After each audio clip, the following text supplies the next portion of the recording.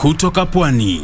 Kuleta Huduma Center ilikuwa kitu kizuri kwa sababu unapata huduma zote under one roof. Hadi katika milima ya kuvutia ya Taita Taveta.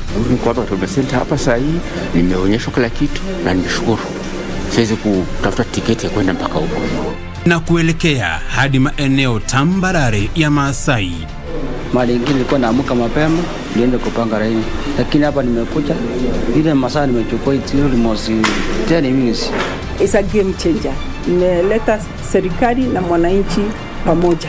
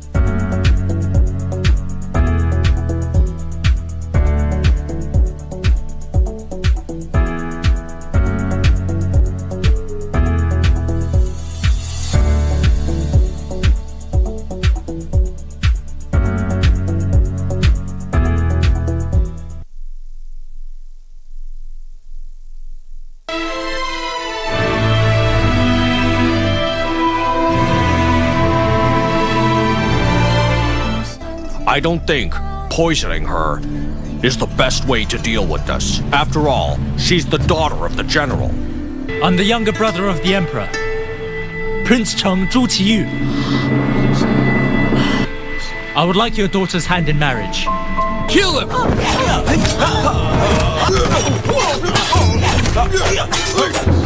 Assistant Commander Hung Gang and his family have been attacked by bandits.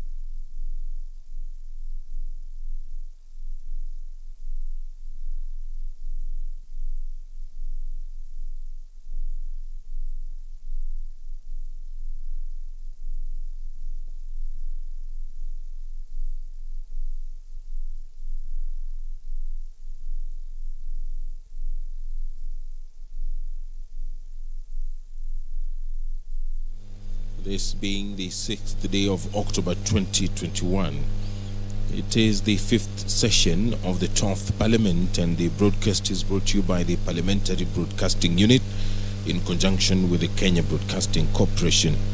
My name is Edward Kabasa. We'll take a look at the order of business this afternoon. The Chairperson, Standing Committee on National Security, Defense and Foreign Relations, will present the report of the committee on a petition to the Senate by the True North Society of Kenya concerning enactment of a military veterans law to address the needs of military veterans and their families. The Chairperson, Standing Committee on National Security and Defense and Foreign Relations, will lay on the table of the Senate interim report of the committee on a fact-finding mission to Laikipia County concerning the incessant banditry attacks in the county. The Senate Majority Leader will lay on the table of the Senate a number of papers, among them the annual report of the Public Service Commission for the financial year 2020-2021, the report of the National Treasury and Planning on all new loans contracted by government from 1st April 2021 to 31st August 2021.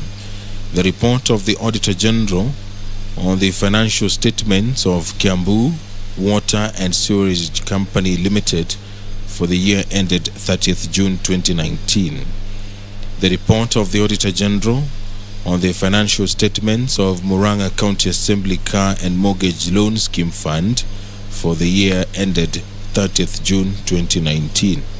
Other papers which the Senate Majority Leader will lay on the table this afternoon is the report of the Auditor General on 1. The financial statements of Murang'a Water and Sanitation Company, 2. The Narumoru Water and Sanitation Company Limited, 3. The Homa Bay County Water and Sanitation Company Limited, and 4. The Garissa Water and Sewerage Company Limited. This is for the year ended 30th June 2019. Debate will resume on a motion by the Chairperson Sessional Committee on Delegated Legislation. The motion is on the adoption of the committee's report on the Public Finance Management Equalization Fund Administration Regulations 2021 and approval of the Public Finance Management Equalization Fund Administration Regulations of 2021. Thereafter, debate on the Disaster Risk Management Bill will also resume. This bill is courtesy of Senators Mutula Kilonzo Jr. of Makueni County and Senator Sakaja Johnson of Nairobi County. Other bills which have been lined up for debate include the Kenya Citizenship and Immigration Amendment Bill. This is for the second reading. The bill is courtesy of Murang'a Senator Irungu Kangata. The Law of Succession Amendment Bill by Senator Bishiro Halake.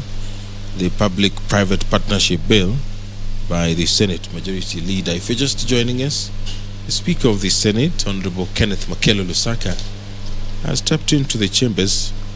Now I will hand you over for this live broadcast this afternoon. Enjoy your viewing.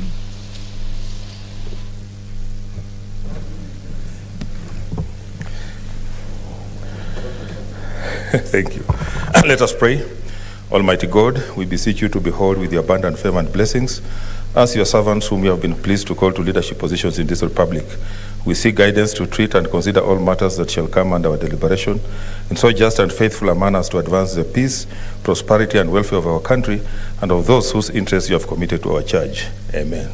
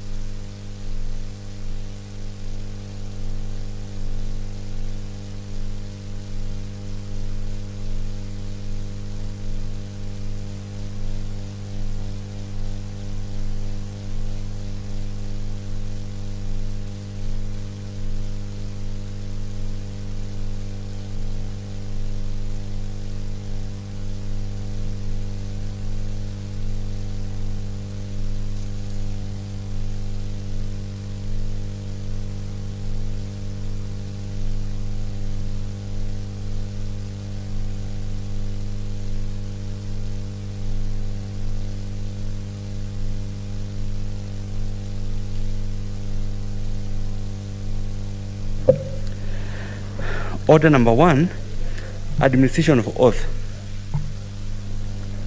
Order number 2, communication from the chair. Order number 3, messages. Order number 4, petitions.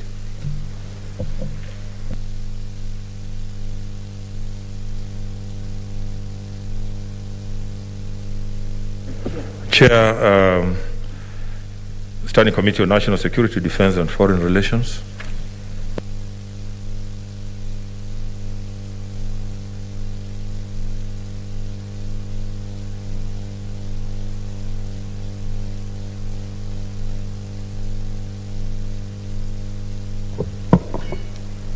Mr. Speaker, I want to lay the report of the Standing Committee of the National Security. Sorry.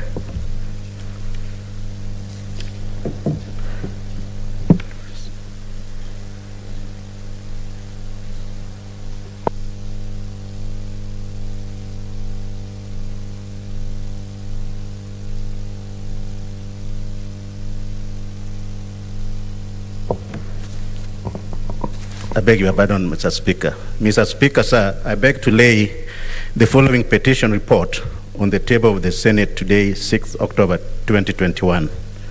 Report of the Standing Committee of the National Security, Defense and Foreign Relations on a petition to the Senate by the True North Society of Kenya concerning enactment of a military veterans law to address the needs of military veterans and their families.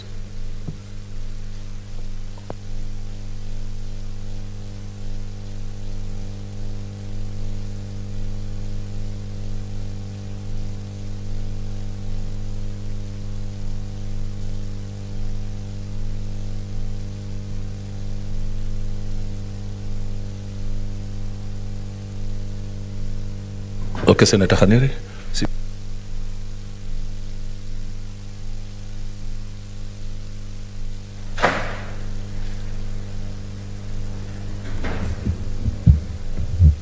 Mr. Speaker, I want to thank you for this opportunity and put it to record that I had the privilege of presenting that particular petition to this House sometimes back in the August 2019. I was approached by the True North Society led by one Major Retired Lucy Mukuria.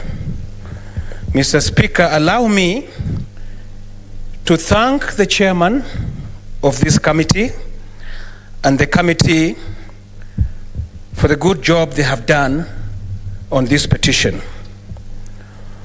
Although it has taken long, because as we all know, our standing orders provide that a petition must be dispensed of within 60 days. This, Mr. Speaker, has taken close to 2 years.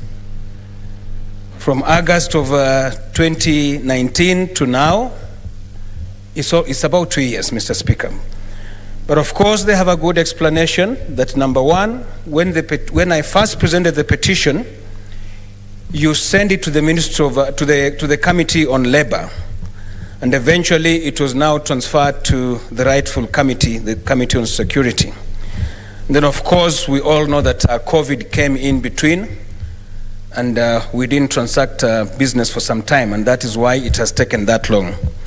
Nevertheless, Mr. Speaker, I really want to thank this committee because to me, I have looked through the report. They have addressed all the prayers that were pleaded by the petitioners, that the petitioners wanted Parliament to enact a military veteran law which will offer protection and care to military veterans who have sacrificed and served our motherland diligently.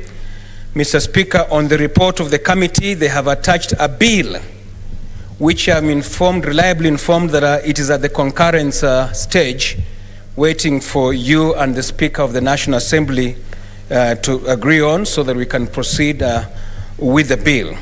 So all the issues that were addressed have been looked into by the committee. I really wanted to be on record to thank them. And just say that they must also involve these petitioners when this bill comes to public participation, because they're the ones who wear the shoe and they know where the shoe pinches. So it will be very important that the group led by Major Retired Lucy Mukuria are involved before the bill finally comes to this House. I want to thank you, Mr. Speaker, and thank the Committee on Security.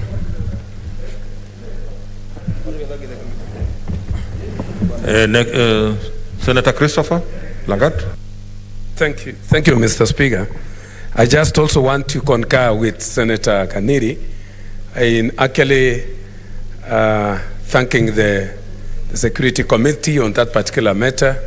It is so important. They have worked with a lot of diligence to make sure that they address the needs of the people with immediate effect.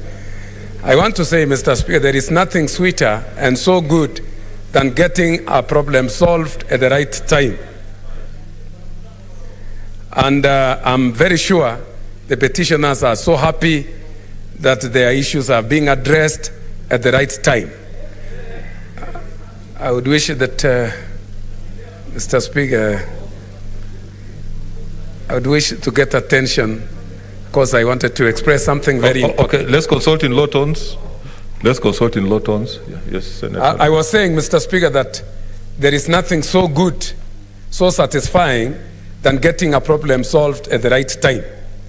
I just want to also register a lot of disappointment from other committees that we have brought a lot of petitions and the people have been waiting outside there for the same reports to be tabled in this house, but thus far nothing has happened.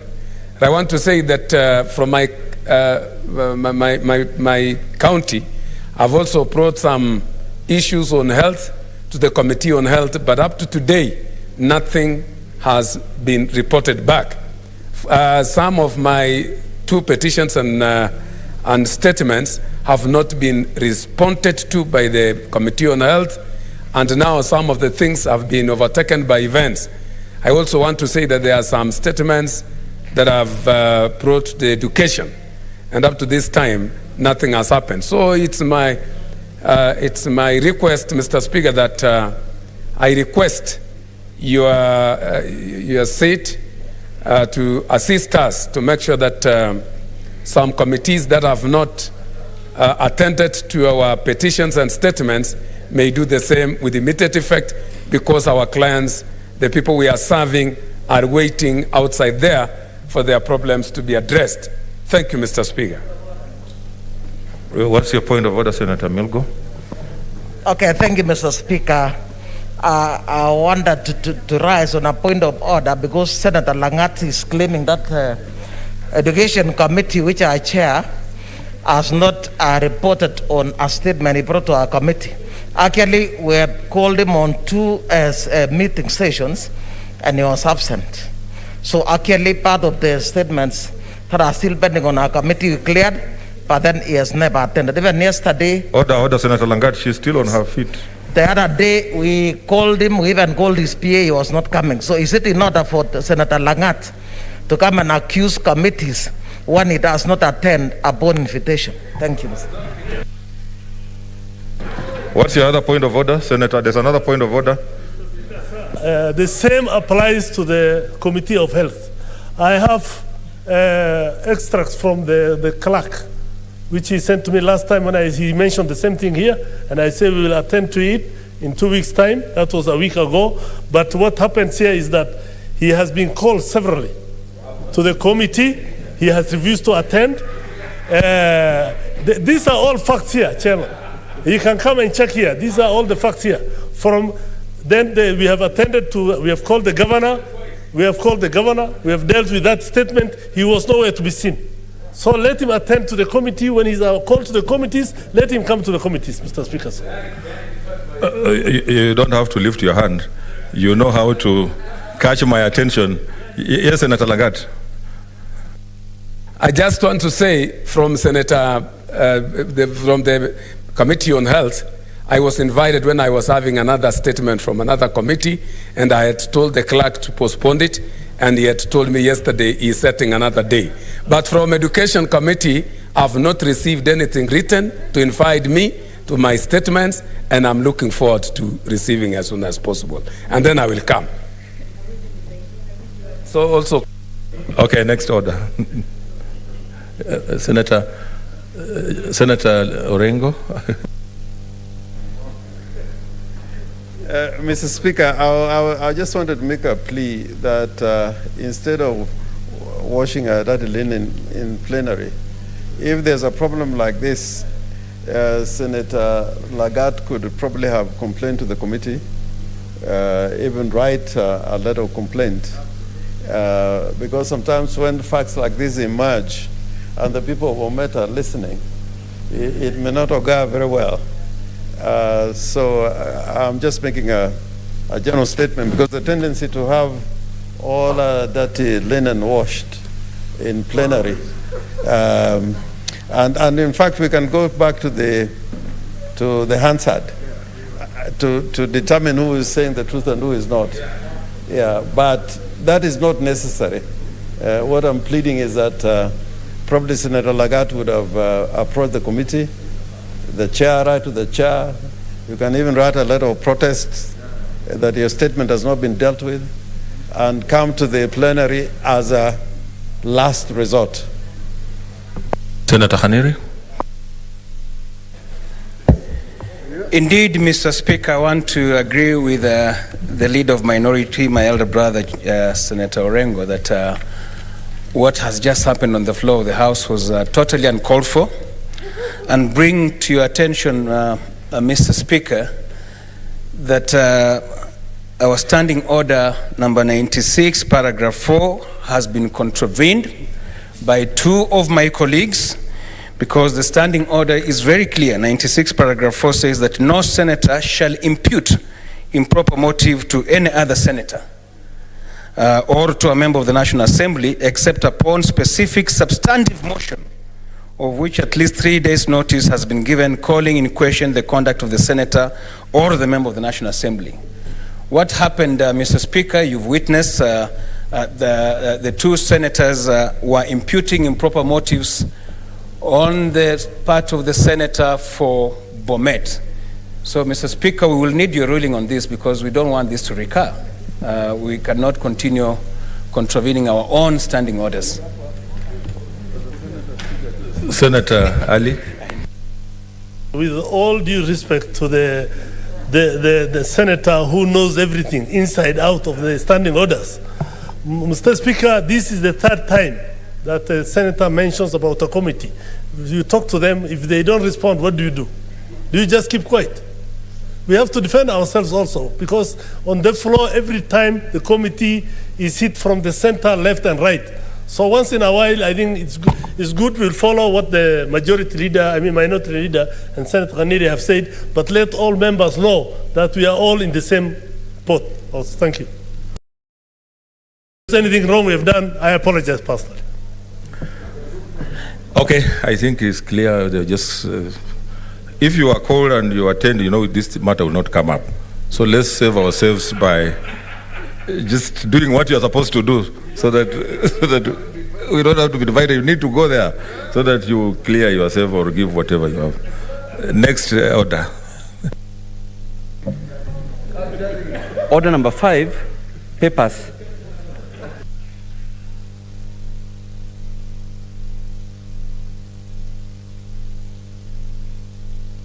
As chair, security, and I see the leader also.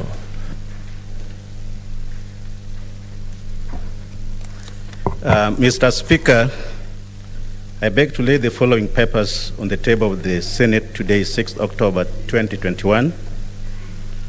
Report, which is interim of the Standing Committee on the National Security, Defense, and Foreign Relations on a facts-finding mission to Laikipia County concerning the incessant banditry attacks in the country.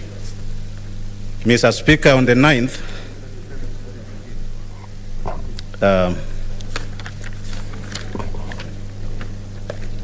Mr. Speaker, on Thursday, 9th September 2021, Senator John Kinyua, MP, made a statement pursuant to Standing Order 47-1 of the Senate Standing Orders concerning the incessant banditry attacks in Laikipia County. Thereon, the Speaker of the Senate referred the statement to the Standing Committee on the National Security, Defense, and Foreign Relations with directions that the committee undertakes a facts-finding visit to Laikipia. On Monday, 13th, Mr. Speaker, the committee undertook a facts-finding visit to Laikipia and held 3 meetings in 3 separate venues, namely in Maituku Shopping Center, Wakwashi Anti-Stock Thefts Camp, and Olomoran Shopping Center. During the meetings, the committee was able to establish that the Kuki-Galman Conservancy was one of the identified dens of bandits who kept on constantly harassing and attacking the peaceful and cosmopolitan residents of Laikipia.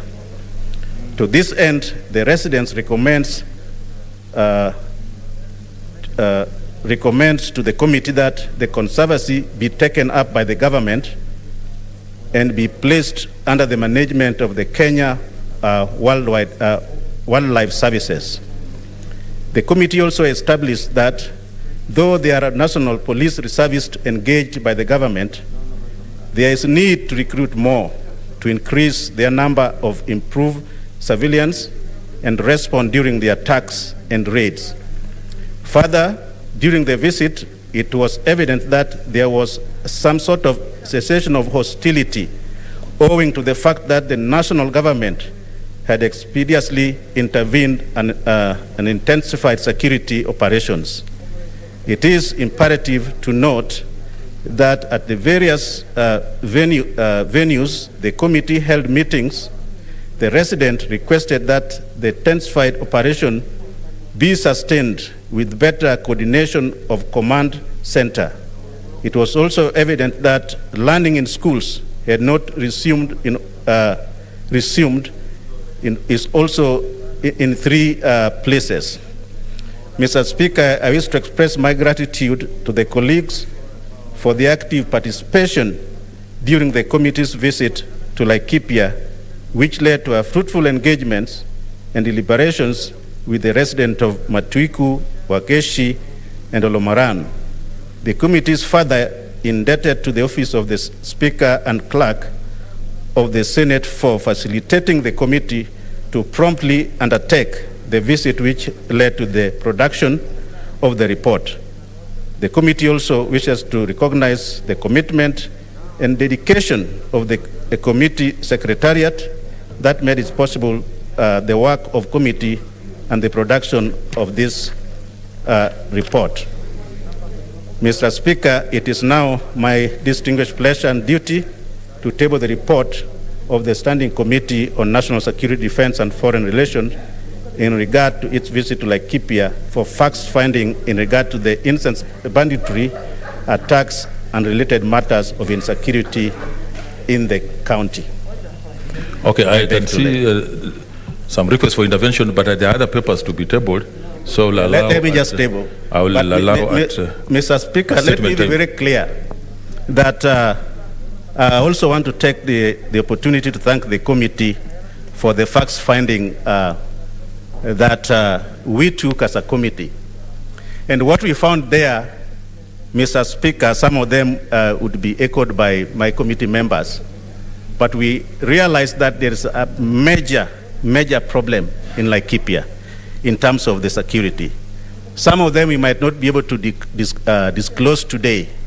Some of them we might be able to invite those people who are involved, because even a number of senior government officers, their names were mentioned, and we might not be able to speculate today, Mr. Speaker. Mr. Speaker, we will also be able to further invite the owner of the conservancy to be able to also give us more in depth. But today we want to just put an interim report. And I want to urge the Senate, please let us not do speculation or be able to play what we call politics with the matter of security. Because last time you were not here and members were busting us in and out as if we never went to Laikipia. When we went down there, things have changed, Mr. Speaker. The peace in that county is resuming back, and we are yet to make another trip to Samburu. And I want to tell the nation that those banditry, they will have no place. We will go deeper and look for them wherever they can hide, underground or in the air, anywhere else, so that we restore peace in that county. Because, Mr. Speaker, as you are aware, we are also approaching the general election. And it is our mandate as this committee to make sure that the peace is restored not What's only your point of order, Laikipia, Senator Wambua? but to the entire county. And I want to... Just a point of order, Mr. Speaker. Mr. Speaker, I've listened to my friend, my brother, Chairman for Security.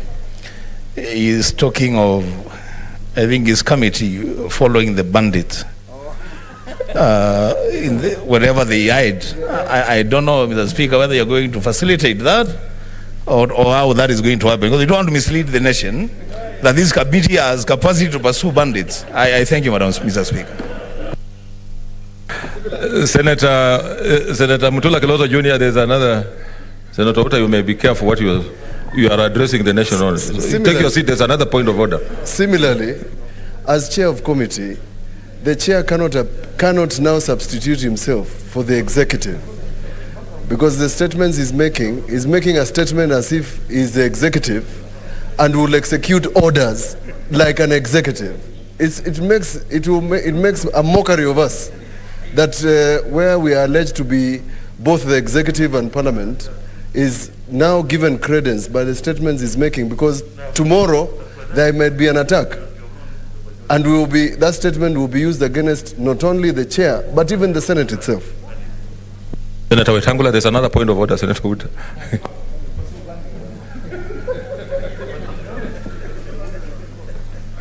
Thank you, Chairman. Mr. Speaker, I'm a member of this committee. I was part of the team that went to Laikipia. And I thank my chairman for giving an interim statement. But Mr. Speaker, we had agreed as a committee that after visiting, and we were my brother Senator Mohamud, Senator Kwamboka, myself and the chair, and Senator Kinyua, that we were going to invite to the committee the Minister for Internal Security, the IG, the Rift Valley Regional Coordinator, and the owner of the controversial conservancy, a lady by the name Cookie Coleman, so that we can get all the facts together and bring a report to the House. I agree with the chairman that this is an interim report, but we should limit it to that, because I believe early next week we should be able to have audience before us with the minister, the IG, because there were so many issues in Laikipia, Mr. Speaker, that remain unresolved.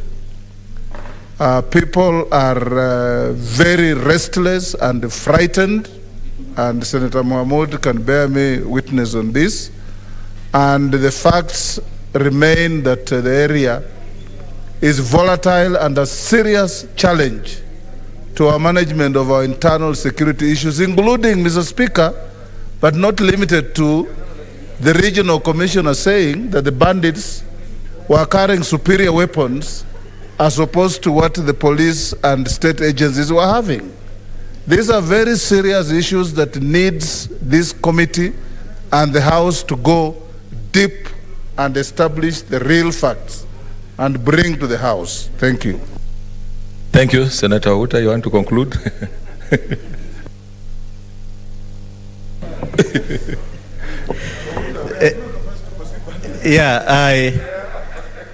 Let me just make it clear.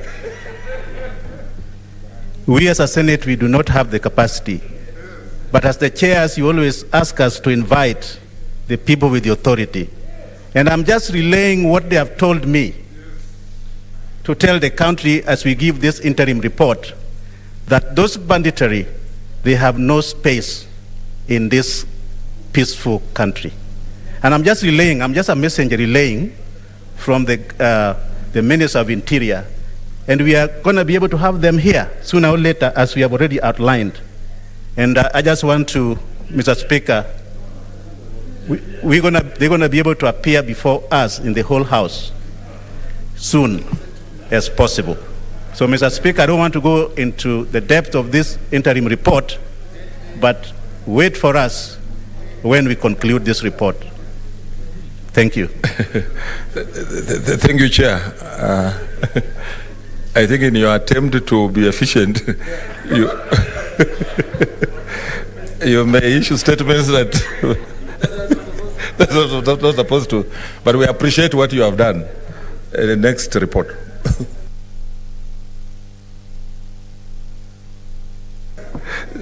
Leader of majority.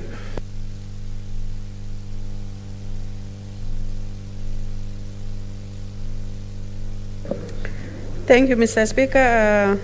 I beg to lay the following papers on the table of the Senate today, 6th October 2021. Number 1, Annual Report of the Public Service Commission for the financial year 2021.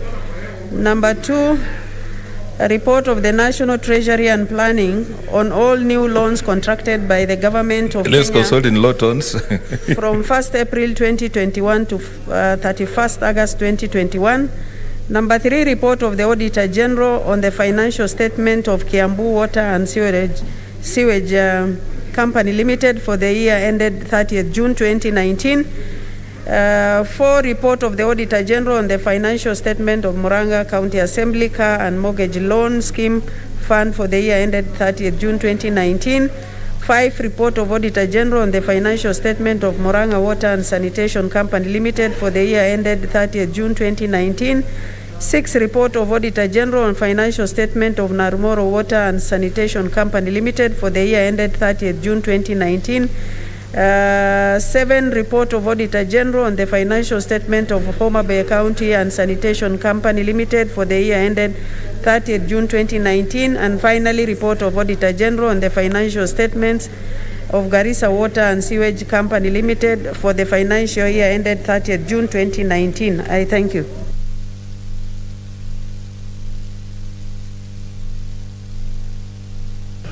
Okay, I want to issue a communication. Senator Uta.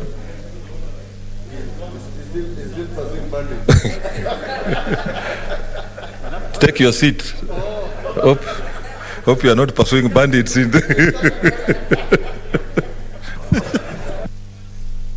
Zawadi, take your seat.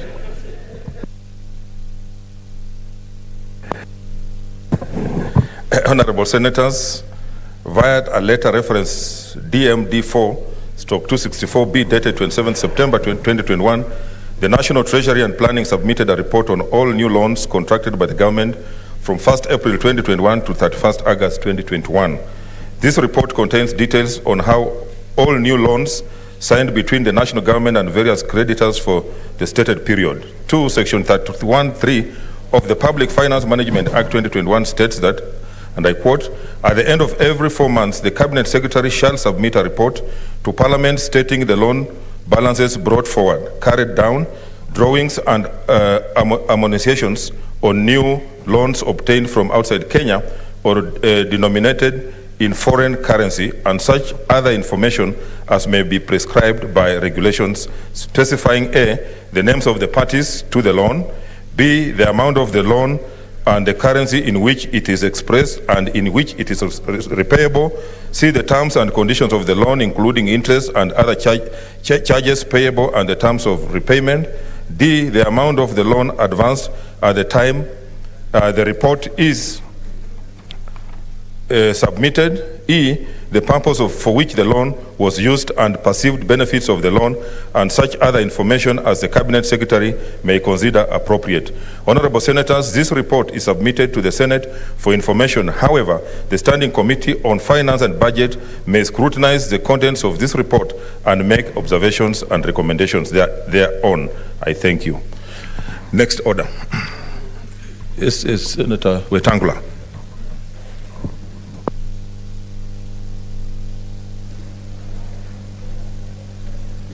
Mr. Speaker, that communication is so weighty and it's a matter that the Committee of Finance, I don't see my chairman here, has been calling upon the Treasury to send that information to the committee.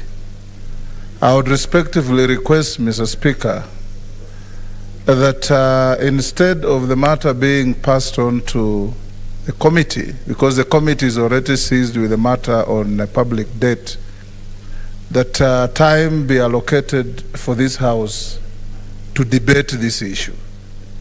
Because, Mr. Speaker, first of all, even that statement sent to you is in violation of the PFM Act. Parliament is not supposed to be informed of borrowing, it's supposed to be sought to approve borrowing. But now we are being informed after the fact. And I think this House owes a duty to the government, the people of Kenya, and everybody else to bring order in the manner in which we are borrowing resources for public development. So instead of sending the communication to the committee, I don't know what the leader of minority thinks, but this is a matter that we would have, and majority as well, that this House should have given an opportunity to comment either now or at a time SBC can allocate, Mr. Speaker. Senator Orengo, you want to? Or Senator Mutula Jr.?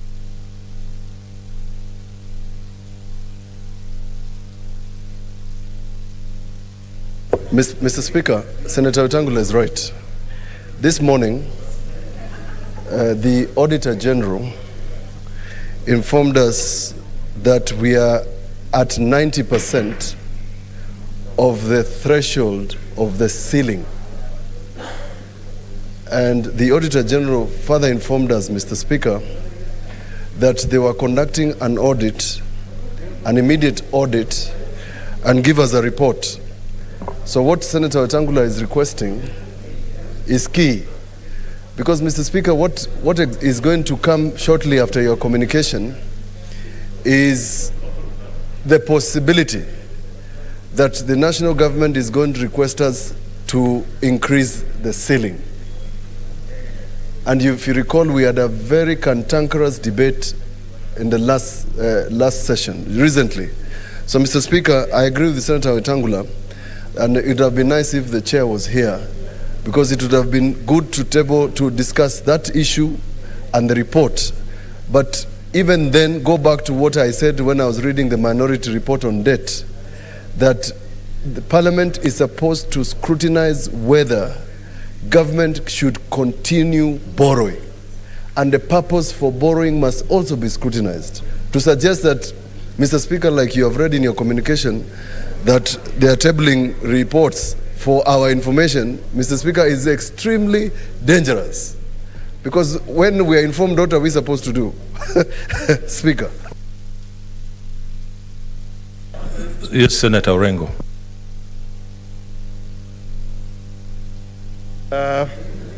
Mr. Speaker, I think the Senator for Bungoma has raised a very important issue. I think, as you may recall, in making the 2010 Constitution, in the context and background that Kenya, in the first 20 years or so, was burdened by borrowing, and some of that borrowing was not being overseen or oversighted by Parliament or approved by Parliament. And for that reason, Mr. Speaker, there were provisions made in the current Constitution, Article 22(1)(11), on borrowing by national government, and then Article 213 on loan guarantees by national government, that is in relation to county governments. So whenever there is the issue of borrowing, if we are over borrowing, or if we are in a debt crisis, just like 3 weeks ago we had even to talk about taxation and levies of fuels. The country out there now is well aware that actually the principal responsibility is with Parliament. We had the head of a public institution, is it called EPRA, blame both the Treasury and Parliament, that is Parliament which made those laws that they were implementing. So a lot of these things we cannot run away from, and for that reason, I think it would be important that the requirements of the Public Finance Management Act are complied with. But secondly, the public to see Parliament and the Senate playing a robust role on the issue of borrowing. Out there in the public, in the political platforms, we like saying that, we are even borrowing on behalf of unborn children, that those children that are going to be born from tomorrow are carrying the debt of our spending. And to that, we owe our responsibility. Therefore, Mr. Speaker, I would agree entirely that instead of the committee being seized of this matter, probably because of its importance and significance, you could direct actually that the committee seizes this matter and probably come out with its observations, if not recommendations, within the shortest time possible. And Mr. Speaker, I want the clerk to allow me, Mr. Speaker, to listen to me. Mr. Speaker,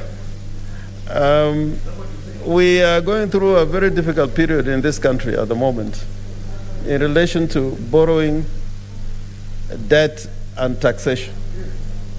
Borrowing, debt, and taxation.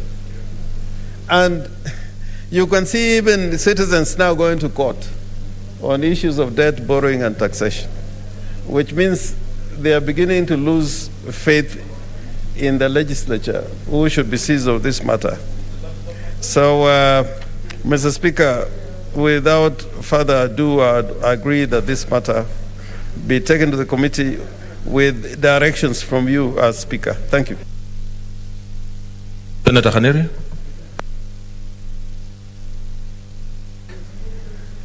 Mr. Speaker, indeed, the issue that has been raised by Senator Wetangula and supported by Senator Mutula Kilonzo Jr. and my minority leader is extremely, extremely important. Mr. Speaker, in fact, the reason we are suffering, the reason the country is suffering is because of this borrowing. The reason they're imposing very high taxes, Mr. Speaker, and therefore causing the prices of important commodities to go up, it is so that they can be able to raise money to repay these loans. Mr. Speaker, we as the representative of the people, we must be able to bring the executive to account, and in particular on the issue of public debt. It is absolutely important that we learn to live within our means. It is absolutely important that we learn to contain our appetite for borrowing. I therefore want to strongly support issues raised by my elder brother, Senator for Bungoma, that we should not take this matter lightly. We have a responsibility given on to the House of Parliament under the Constitution, and Senator Orengo has rightly quoted the Article 211, and we expect that Treasury should seek permission from this House before borrowing, not just to come and inform us that we borrowed this and that. So, Mr. Speaker, let's take this matter a little bit more serious so that we can save the people who elected us to come to this House. I thank you. Okay, Honorable Senators, I want to agree with the sentiments expressed by the senators who have spoken and direct that this matter be referred to the House Business Committee to allocate time so that the matter can be discussed further, just beyond what the committee will do. So it's so directed. Next order. Order number 6, notices of motion.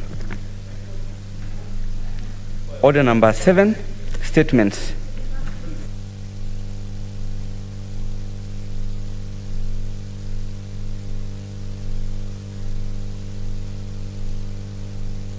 Okay, Senator Ngugi, while I was away,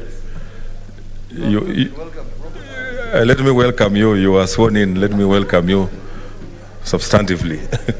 Welcome.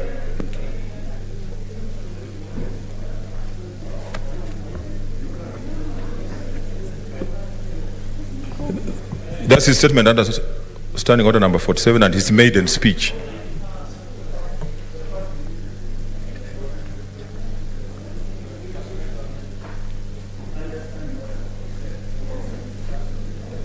Mr. Speaker, sir, I rise pursuant to Standing Order 47-1 to make a statement on a matter of general topical concern, namely the important role the youth hold in the development of this country. Mr. Speaker, honorable distinguished senators, who by the grace of God I can refer to as my colleagues this afternoon, having been sworn in exactly a week ago to serve in this great house, allow me first to thank the Almighty God for his faithfulness. I am a witness and a living testimony of his mighty deeds, and the fact that I stand in front of these honorable men and women this afternoon is an exemplification that God is indeed faithful. Secondly, Mr. Speaker, sir, my profound gratitude goes to the President and my party leader, His Excellency Uhuru Kenyatta, for making this dream a reality.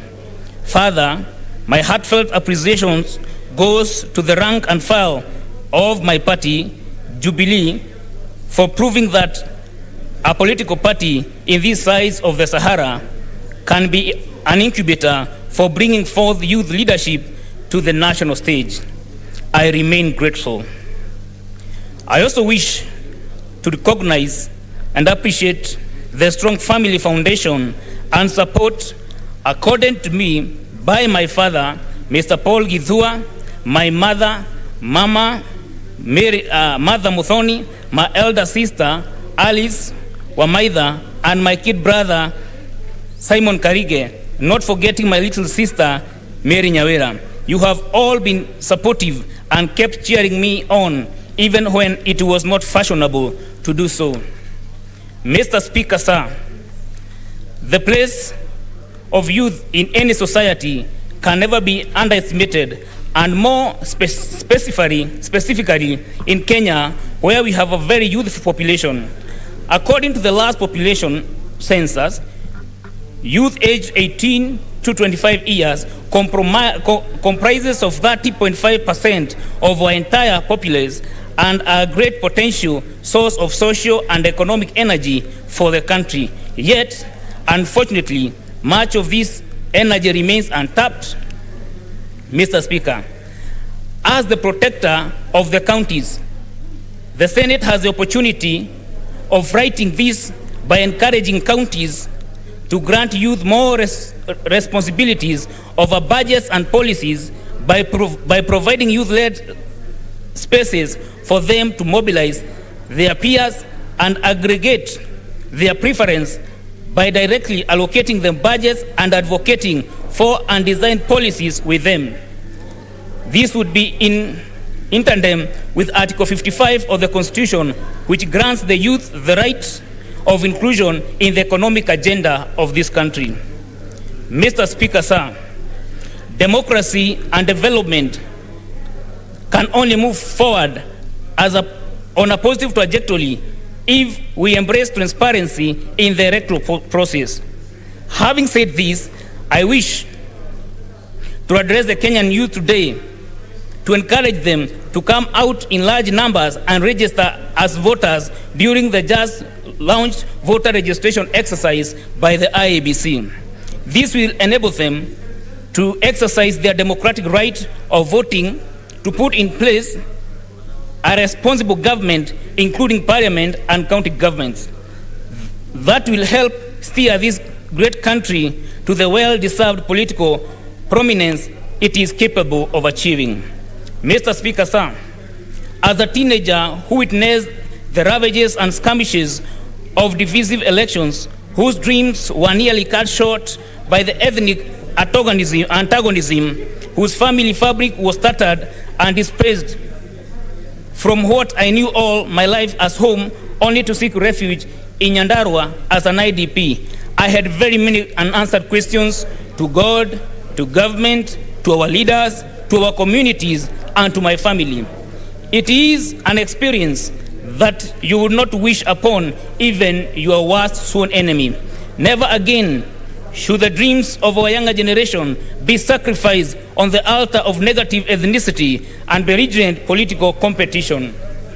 Mr. Speaker, sir, I take this early opportunity to acknowledge the successes and challenges of the past parliaments and honor those who heroically struggled to bring freedom and justice to our land in the first and second revelations. I fully take cognizance of, recognize, and stand committed to the protection and furtherance of the aspirations of all Kenyans for a responsive government and on essential values and equality. Honorable Senators, let's consult in low tones, please.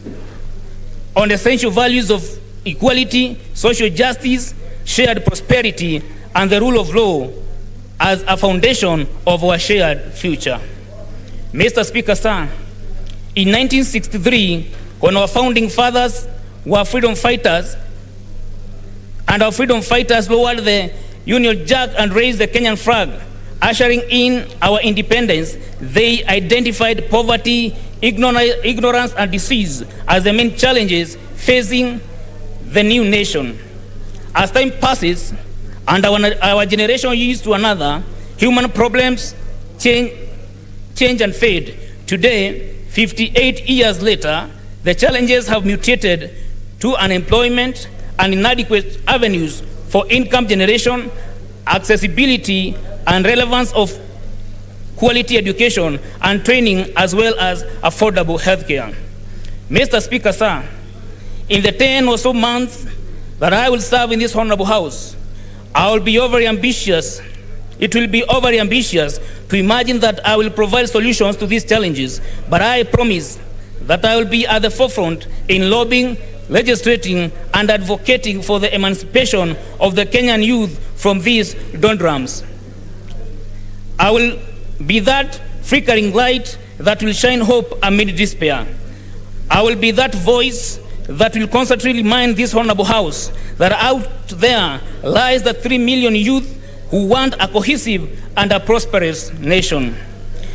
I will be that vessel ready to be used by the youth of a nation to bring forth their challenges and aspirations. I undertake to do my best to articulate and apparent and felt needs of all the youth in this entire nation, including the minority population where the Ogeks, the Dorobo, El Molo, Waata, Makonde, and many others fall. Mr. Speaker, sir, on this day, as I join this honorable Senate to engage, debate, and legislate with those who, by the grace of our great people, exercise delegated sovereignty, I assure you of being a fleeting transient phantom on the great stage of history. It has been alluded, our youth have been missing on the table, but conspicuously present on the menu. By my nomination and subsequent taking up of the role and duties as envisaged by Article 94, 96, and 100 of the Constitution, I am confident that the youth now not only have a seat on the table, but also the silent latitude to decide what to eat, when to eat, and whom to eat with. Mr. Speaker, sir, I must mention that as an evangelist who has crisscrossed this nation spreading the gospel of Christ, winning souls, I associate myself with the scripture in Ecclesiastes 9:11, which states that indeed under the sun the race is not for the swift or the battle for the strong, nor does food come to the wise or wealth to the brilliant or favor to the learned, but that chance happens to them all. And today, here is my chance, the chance to serve, as propounded by the British Prime Minister Harold Macmillan, and just like the Great Britain in his times, today Kenya is faced with an awakening of national consciousness for a better country and a responsive government. We must accept it as a fact, and our national policies and pieces of legislation must take account of this. We must be structured and deliberate in creating prosperous, cohesive nation for this and future generations.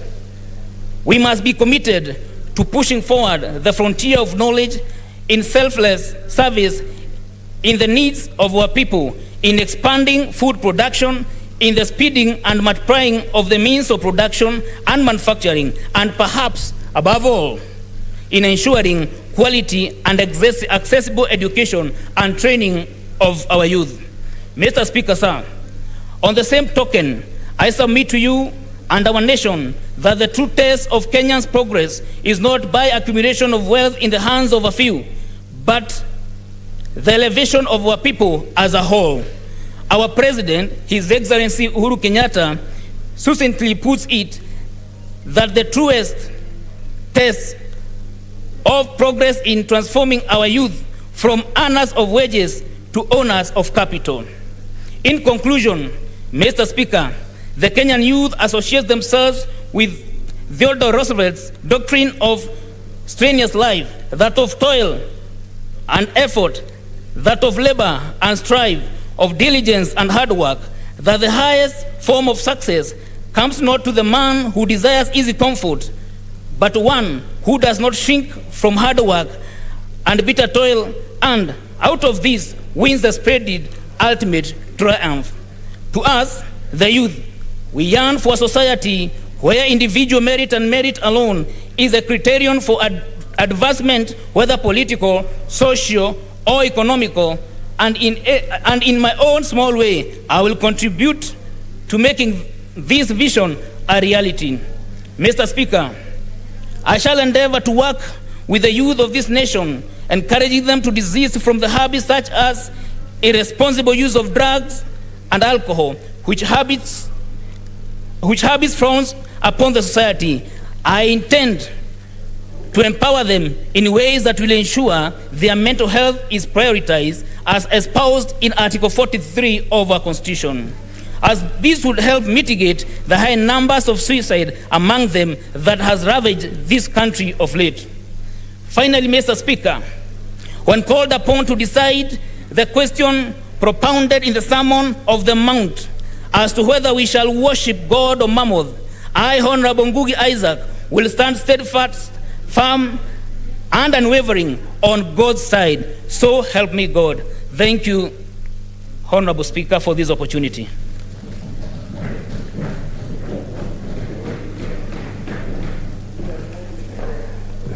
Thank you.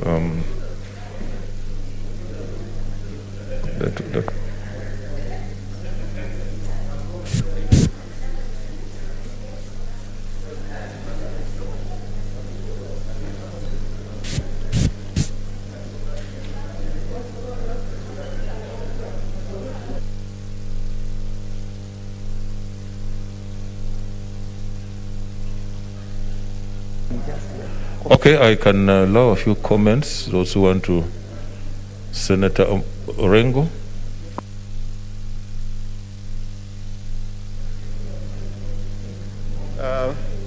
Mr. Speaker, thank you for giving me this opportunity to felicitate our new member, Senator Ngugi.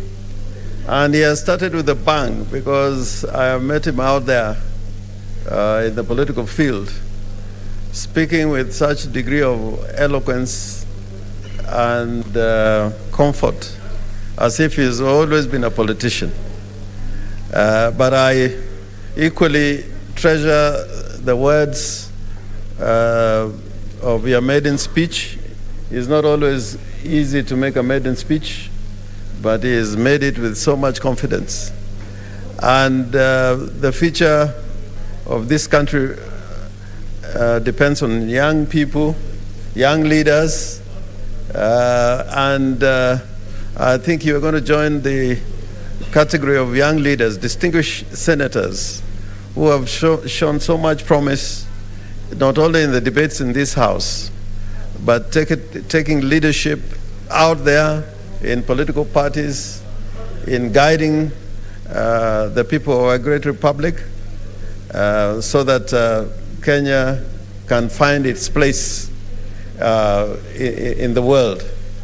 Mr. Speaker, it is very important. Yesterday I was listening to a speech of Mwalimu Nyerere, and I was very touched when I was listening to that speech yesterday, a speech which was made more than 20, 30 years ago, just after he had handed over to the second president of the Republic of Tanzania, and they were going to now nominate, CCM was going to nominate the third president of the Republic of Tanzania.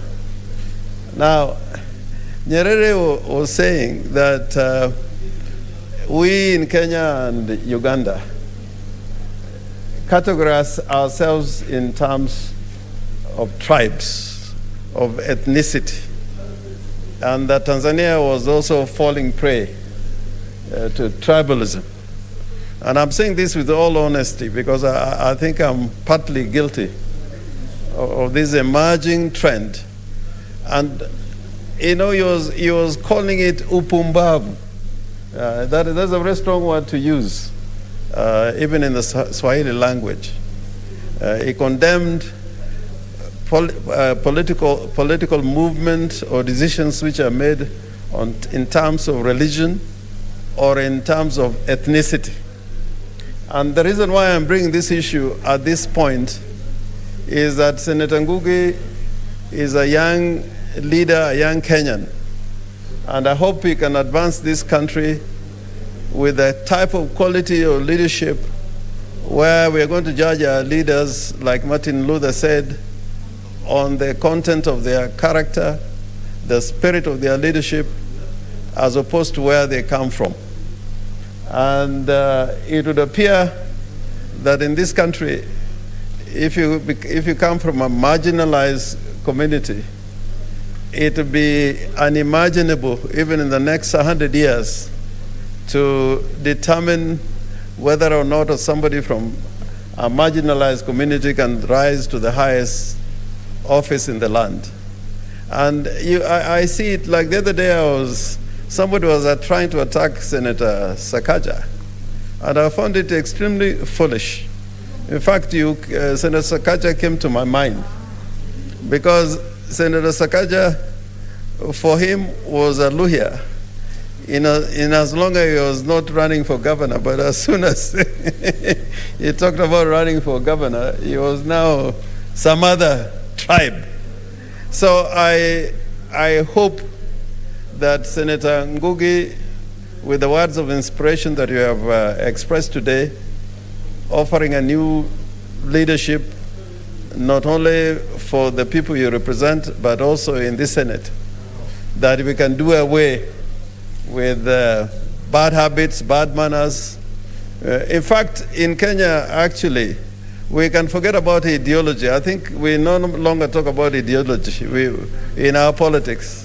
And when we are talking about ideology, just catchphrases. I would just hope that in the Kenyan political conversation will be grounded just on good manners.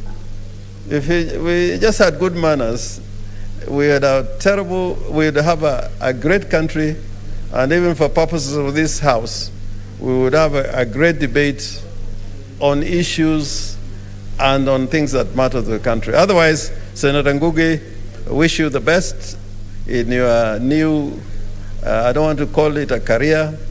I think when you come to politics as a matter of calling, then you're going to be more effective.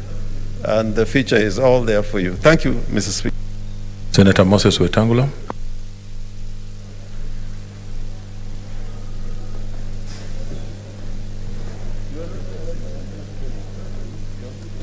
Thank you, Mr. Speaker.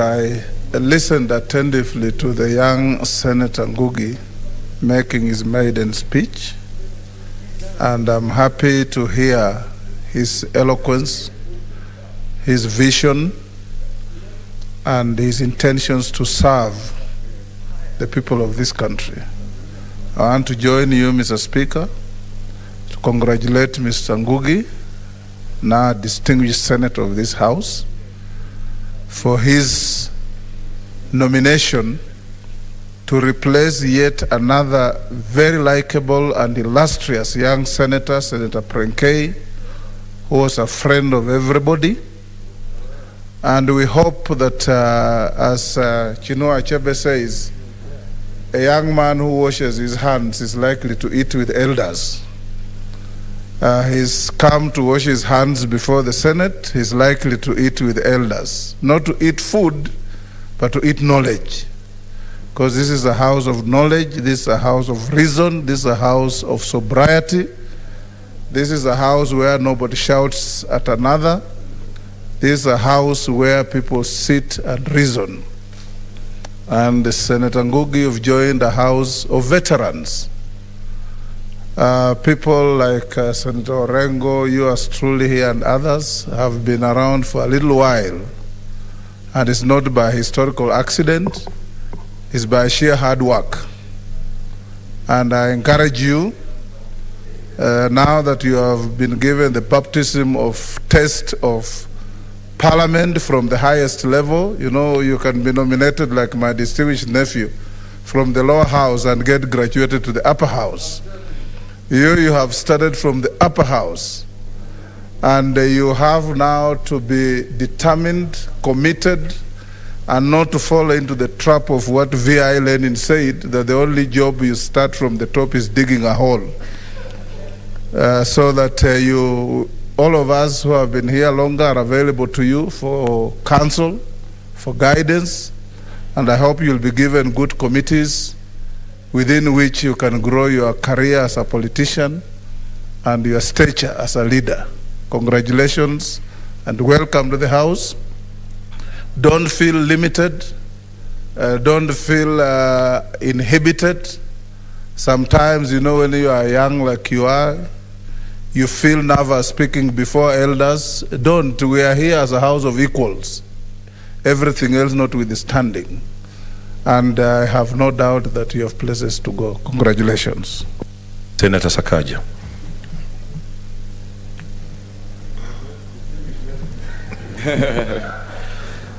Thank you, Mr. Speaker. Mr. Speaker, I would like to take this opportunity as well to welcome our new senator.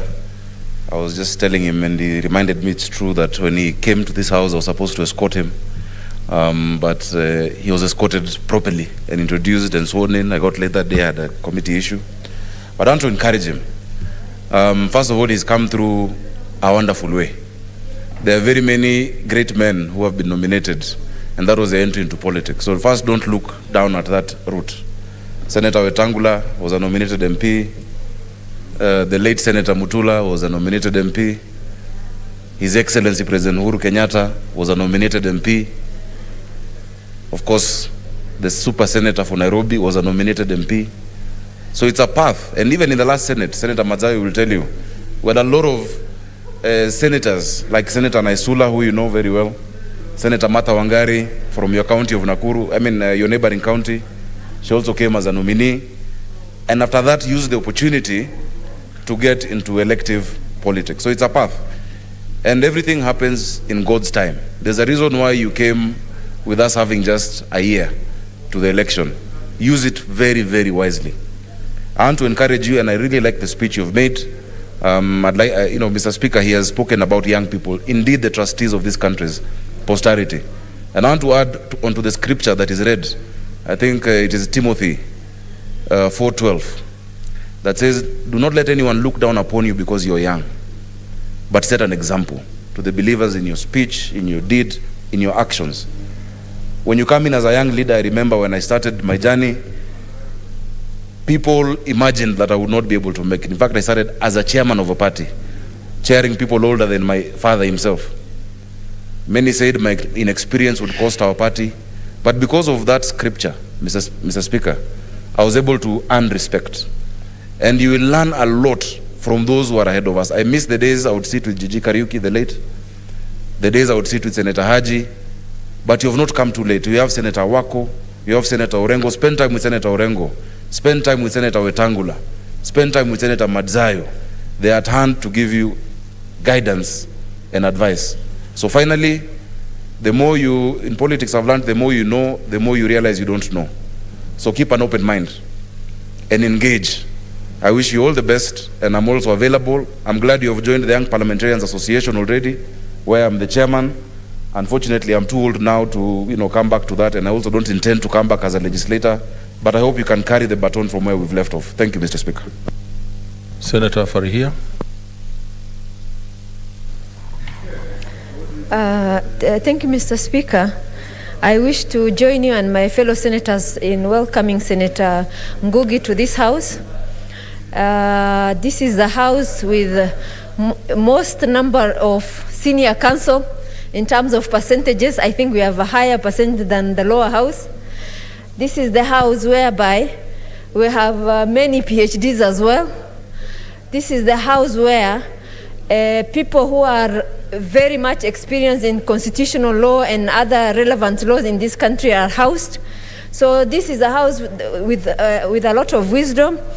I encourage you to join. I mean, you have a lot to learn, but you can learn very quickly because you have the people with the right skills in this house.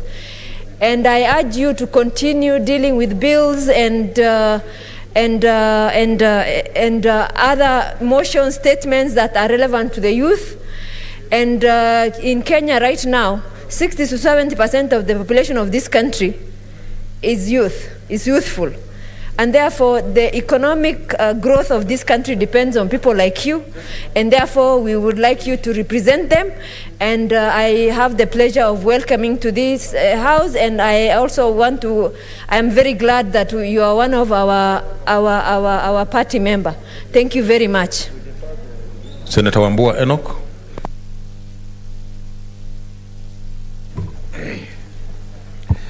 Thank you, Mr. Speaker. Mr. Speaker, I want to join you and join my colleagues in congratulating Senator Ngugi for being nominated to sit among us in the Senate. I just want to encourage him with 2 words. One, that this is a privilege. It's a privilege to serve. It's a privilege to make a positive impact on the lives of the people that you represent in this house. And seeing as it were, Mr. Speaker, that Senator Ngugi has been nominated to represent the youth category in this country, a huge population, a population that feels left out in a lot of decisions about them. So decisions are made about them, without them. The presence of Senator Ngugi in this house where important national decisions are made, then he must be ready, willing, and always able to represent that voice, the voice of the youth in this Senate. So that, Mr. Speaker, it should not get to a point that Senator Ngugi will fail, that because he's young, he must give way to other senior senators to speak about other issues, and if there is time left, then he can speak about the youth. That he must fight for the space of the youth, respectively and within the standing orders and the Constitution, to ably and seriously represent the youth in this house. Secondly, Mr. Speaker, just to encourage him that yes, this is a house of reason. And for him to have gotten the opportunity to be nominated to the Senate, it is one thing to really thank God for, to be grateful to God about, and to always seek God's guidance in executing the mandate of the office to which he has been nominated. The Speaker, with those remarks, I welcome him. I thank you. Senator Aknezani. Speaker, and let me join my colleagues also in congratulating Senator Isaac Ngugi. Through the Speaker, we are very proud of Senator Isaac Ngugi, his determination, his fortitude, his eloquence. We hope that eloquence will be used as the voice of the youth. Indeed, Mr. Speaker, I got a chance to listen to Senator Isaac Ngugi in Garissa, where he addressed a group of people, and he was spot on. And his voice to the youth, I think, was very loud and clear. As we mourn the demise of Senator Prengei, because the Lord gives and the Lord takes away, we also appreciate that you have come in his place as a youth representative. It is a very difficult task. There's a lot of expectation that is on you. At this point, when we're looking at the IBC target of over 600 million more voters that need to be registered, clearly this falls in the category of the youth. Mobilizing them, ensuring that they understand the message, ensuring that they are politically enlightened, that they become political elites, that they can be able to make the right decisions, is probably almost a revolution in this country, because really they're capable of doing so much. That was a very, very good statement, very eloquently made. You chose to speak very quickly, and that I think was very, very good. And I think that was also your maiden speech. So in the form of a statement, maiden speech, I don't think any of the other senators who have used this method of introduction. So I think you've been looking at the standing orders. And as you look at the standing orders, kindly also to remember to look at the Kiswahili ones. I'm looking forward to hearing Senator Ngugi soon speaking also using those orders. Welcome to the Senate. I think you feel welcomed. Welcome to the Senate, and we wish you well. We really wish you well in this career. Represent the youth well. Thank you. Senator Abdullahi Ibrahim. Thank you, Mr. Speaker. I also wish to welcome Senator Ngugi. Karibu. This world has its ups and downs. Today or last week was when you were chosen to be here. Do not feel guilty or anything, because our friend has passed away, but that was the will of God. And it's also the will of God that you were appointed to this position. I wish you well. From the way you started, I think you will continue doing well. The party has appointed you. As you said, you're thankful to the party, which we all support, and we agree with that. The most important thing in anything is loyalty to the party, and that is the in thing in this country. Some people who are not, support their parties might tell you, no, this is not the way to go. But I don't agree with that. Everybody supports their party. Without the party, you will not be here. So mine is to tell you, Karibu, welcome. We are here to support you. We will be with you. And I hope that the way you started, you proceed with that mentality and work hard for the party and the people of Kenya and the youth of Kenya. And in the long run, you will succeed as well. Thank you very much, and karibu sana. Senator Masinza Naomi Shiyonga. Thank you, Mr. Speaker, for giving me this opportunity to join you and my other colleagues in welcoming Senator Isaac Ngugi. Senator, you are most welcomed, and I appreciate personally your speech, especially where you mentioned or where you are remembering your mighty, your creator, your leadership that has enabled you be here, and the colleagues that you are coming to work with. I really want to say that us, as nominated senators, we have grown up in this house, and the support we have gotten from our friends, especially the honorable members here in the Senate, has been overwhelming and is still overwhelming. So I want to encourage you that even as you take up the mantle, it's God's wish that we had to lose Senator Prengei, but also we cannot bend or we cannot default God, because the plan of God, it has its own way and it has its own take. So I want to appreciate your speech. I want to thank you, and I want to say that welcome in this house. This house will grow you. Expect to grow.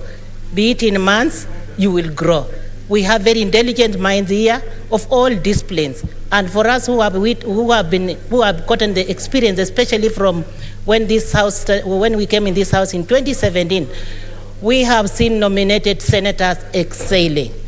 Even the current president, I want to tell you, he was once nominated and he's leading the government of Kenya. So take a mile that you can be anything when you come through this Senate. Thank you, Mr. Speaker, and I join you again to welcome Senator Ngugi in the Senate of Kenya. Thank you. Senator wako Sitswila Amos. Thank you very much. I wish to join my colleagues in giving the youngest senator in the House my sincere congratulations on your nomination. I must say, I've already been impressed by two things. One, the way you handled out of this office your nomination. The Speaker, sir, it may be recalled on the unfortunate passing away of Senator Perengei, at every meeting, people were pleading to the authorities that you must have an Ogiek to replace Perengei. And then up came the name of the youngest senator now, and he was not from the community of Ogiek. And I'm therefore very pleased, before you came to this house, before you were sworn in, on the way you handled that particular problem, that you are there for the youth, and you represent the youth, and you'll also be representing even the minorities. And then I had statements from the Ogiek community that they now accept you. So that is a plus for you. Continue along that path. The other one is your speech today, outlining your vision, quoting our founding fathers. I was quite a bit interested also in your quoting Harold Macmillan. Harold Macmillan became a member of Parliament at a very young age and went on to become the Prime Minister of the United Kingdom. Now, if you read his autobiography, you notice that although he was very young in Parliament, he said that he will speak on each and every topic that comes along. And in particular, his voice will be heard on controversial issues, so that his name appears in the papers and is on everybody's lips. You may wish to read his autobiography and copy that example to speak on most of these issues. Because one thing that I've noticed is that although the youth are 75% of the population, their voice is not proportional to that high rate of population. It's not. In fact, they tend to be used in other ways other than issues which confront this country. They tend to be used as youth wingers to politicians. And there is a danger, Mr. Speaker, sir, that they then become absorbed in the ills of the society as a whole, and therefore the society does not have a future to look into, because the young have now taken on the ills of their fathers and they will perpetuate them. If there's one thing that I would want to urge you, is inside and outside the house, try to be very focused on issues. Let the voice of the youth be heard. Last night there was quite a program on the youth. I believe it was on KTN News or CNN and so on. And the lamentation was, I think one of the contributors said, in the last election we had a few youths who were elected, but we have not heard their voice. They have been absorbed. And then the other one said, yes, when they went there, they then became the mouthpieces of the party leadership. I would want you to be your own person. I would want you very much as you must respect and you must obey the party policies. You must be seen to have contributed very positively and effectively to the policies of the party, rather than that you are just sat there, policies were made, and yours was to sing those policies without any contribution. In other words, you are starting in life, make your own niche so that everybody knows, yes, we had a youth who was properly nominated, he went to parliament, and then later on he became elected, and then later on he rose to the highest post in the land, because any politician, you want to rise to the highest post in the land. Even me, the best is yet to come as far as politics is concerned. So I want you to, I really want you the very best in your political career, because I think you are now embarking on a political career. God has given you that opportunity, and do not lose the opportunity, do not misuse the opportunity. Let the youth of this country know, yes, we have a youth representative in the Senate. And mark you, a youth representative in the Senate becomes very important. Why? Senate is regarded as the house of people who have experience in the various fields and so on. And as the National Assembly called us, the house of wazes. I'm a mzee, but I'm very much youthful at heart, if you know. And therefore, in that regard, the voice of the youth is important that it is heard in this very august assembly, even more than the National Assembly. In the Senate, the voice of the youth must be heard. And therefore, you are now the carrier, the flag bearer of that voice. With those few remarks, thank you. Senator Mugeni Eric.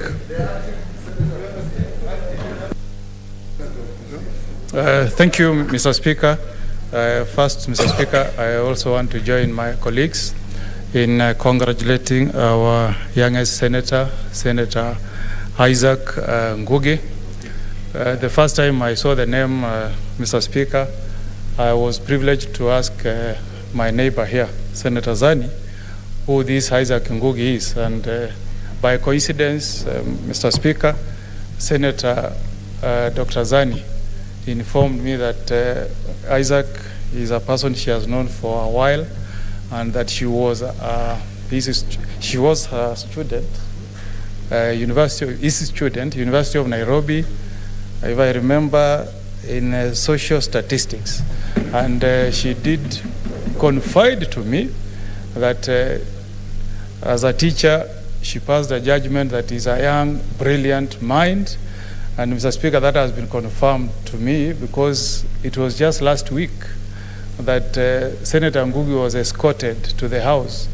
And within a couple of days, in fact, before we finished 2 weeks, he has exhibited courage by rising up to give his maiden speech. So congratulations, Mr. Ngugi, and I've carefully listened to your speech.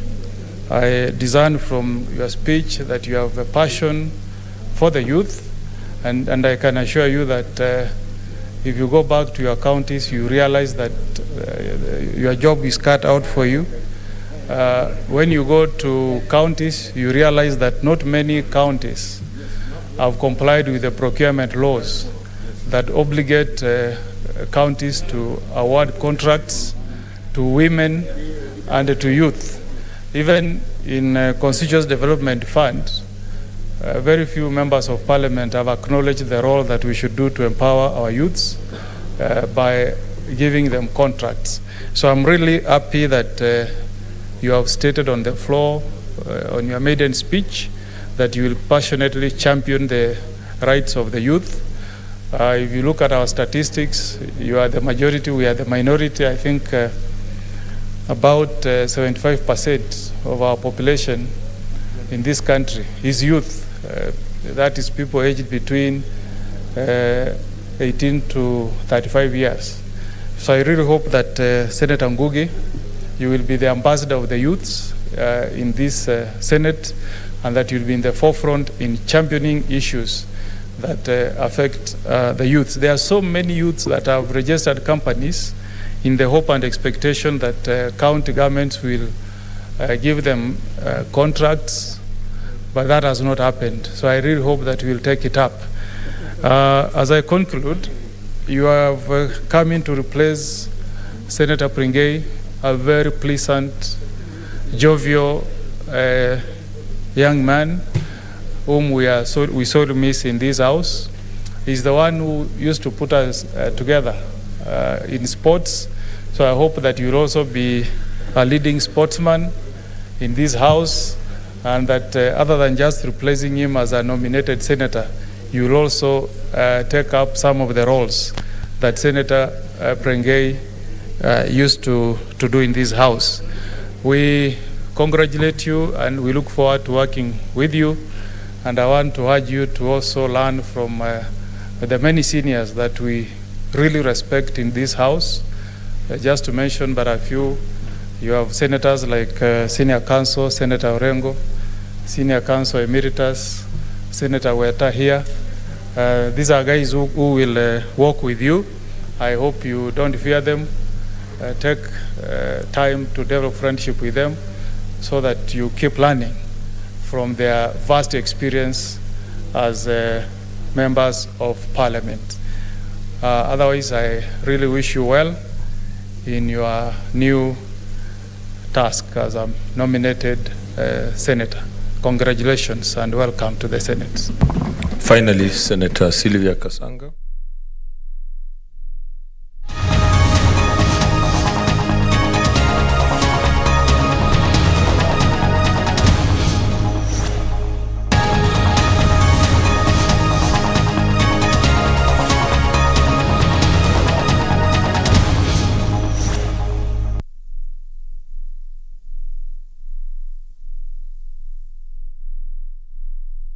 Is being distracted by the member of Kikuyu, and I would want him to listen. Honorable Speaker, I would suggest, probably as a recommendation the committee can pick up, is as indeed cleared in the mandate of NACADA, is it possible they can partner with the various private rehabilitation facilities in the country so that they support them either financially, technically, so that we can get as many people as possible in rehabilitation centers. The few that are being supported by the county government and the main one in Miritini is just a drop in the ocean, given the number of people who are affected. Many members of parliament here can tell you horrifying stories of how many people in their constituencies that have been rendered zombies because of excessive drinking and drug abuse, especially Bang, where I come from, and where one of the speakers come from, as I passed there, plus heroin and other narcotic drugs in the coast region. It is a problem that we cannot wash under the carpet. It's not a problem we can wish away. We do believe and trust. This is the time for the intervention that is likely, that's required, especially among the youths and especially among the men of certain age and category. And all of us know the harmful impact of drugs and excessive alcohol consumption. Many years back, the classrooms in Murang'a County were empty. There were no children. But I'm told now the numbers have started increasing after they did importation from people from all over the place. We don't want the same kind of thing to be replicated in other places. Thank you, Honorable Speaker. Very well. I think it's good to import, isn't it? Yes. Next order. As long as we also we learn to live within our borders. Next order.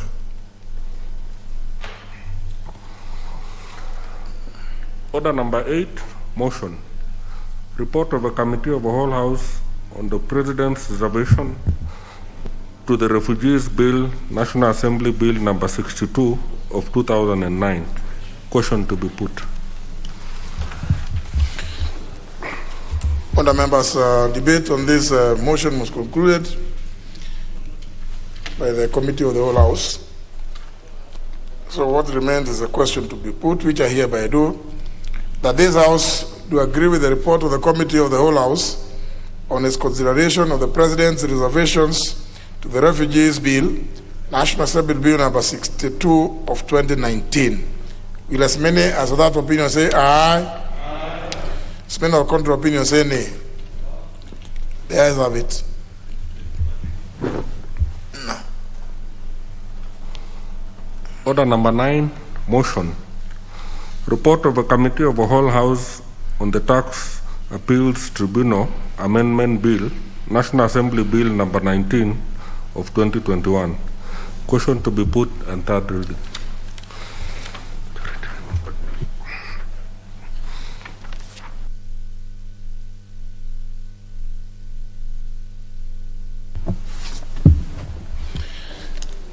Well, again, I put a question, which is that this House do agree with the report of the Committee of the Whole House on its consideration of the Tax Appeals Tribunal Amendment Bill, National Assembly Bill number 19 of 2021. Will as many as that opinion say aye? As many or contrary opinion say nay? The ayes have it. Yeah. Honourable Speaker, sir, I beg to move that the Tax Appeals Tribunal Amendment Bill, National Assembly Bill number 19 of 2021, be now read a third time. Honourable Speaker, I want to specifically thank the Committee on Finance and Planning for the work they did in carrying out the necessary public participation, processing of this bill, and the various amendments that they brought yesterday as part of enriching this bill. And all members of the House who really stayed with us yesterday and who have been through the process of the development of this bill. And I know it marks, a turning point in the way the tribunals work. This is the first time we actually now putting into migrating the tribunals from Treasury to the judiciary, and I'm sure it's something we'll see the workings of that committee. It's a test case until all the other tribunals that are currently domiciled elsewhere, we will then find the rightful place in line with the Constitution. Honourable Speaker, I really don't want to say much. I want to beg to move, and I will request the Honourable Kaluma to second. Honourable Kaluma.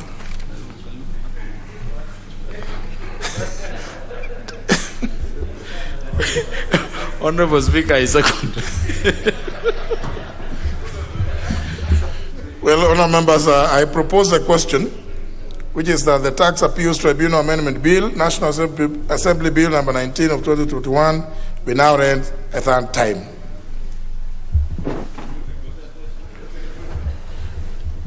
I put the question, which is that the Tax Appeals Tribunal Amendment Bill, National Assembly Bill number 19 of 2021, be now read a third time. Will as many as that opinion say aye?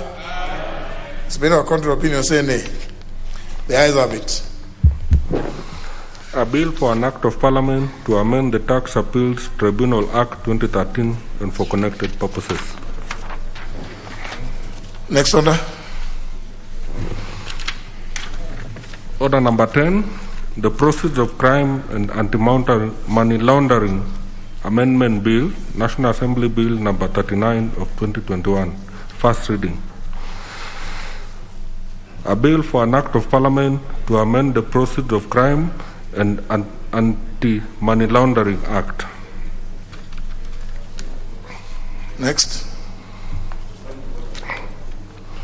Order number 11, the Landlord and Tenant Bill, National Assembly Bill number 3 of 2021. Resumption of debate. Sorry, Honourable Otiende Molo, you wanted to say something? Yes, Mr. Speaker. Mr. Speaker, I wanted to get your guidance, given your prior rulings, that on any bill or any motion, if there's a matter of constitutionality, it can be raised at any stage. I did have a matter of constitutionality on the Proceedings of Crime and Anti-Money Laundering Bill, and I wondered if I could raise it at this stage or we await the second reading. I think since it is read, a bill is procedural bill is read for the first time without question put, let it go to the committee, and before commencement of second reading, then you can raise those constitutional issues. Stand guided, Mr. Speaker. All right.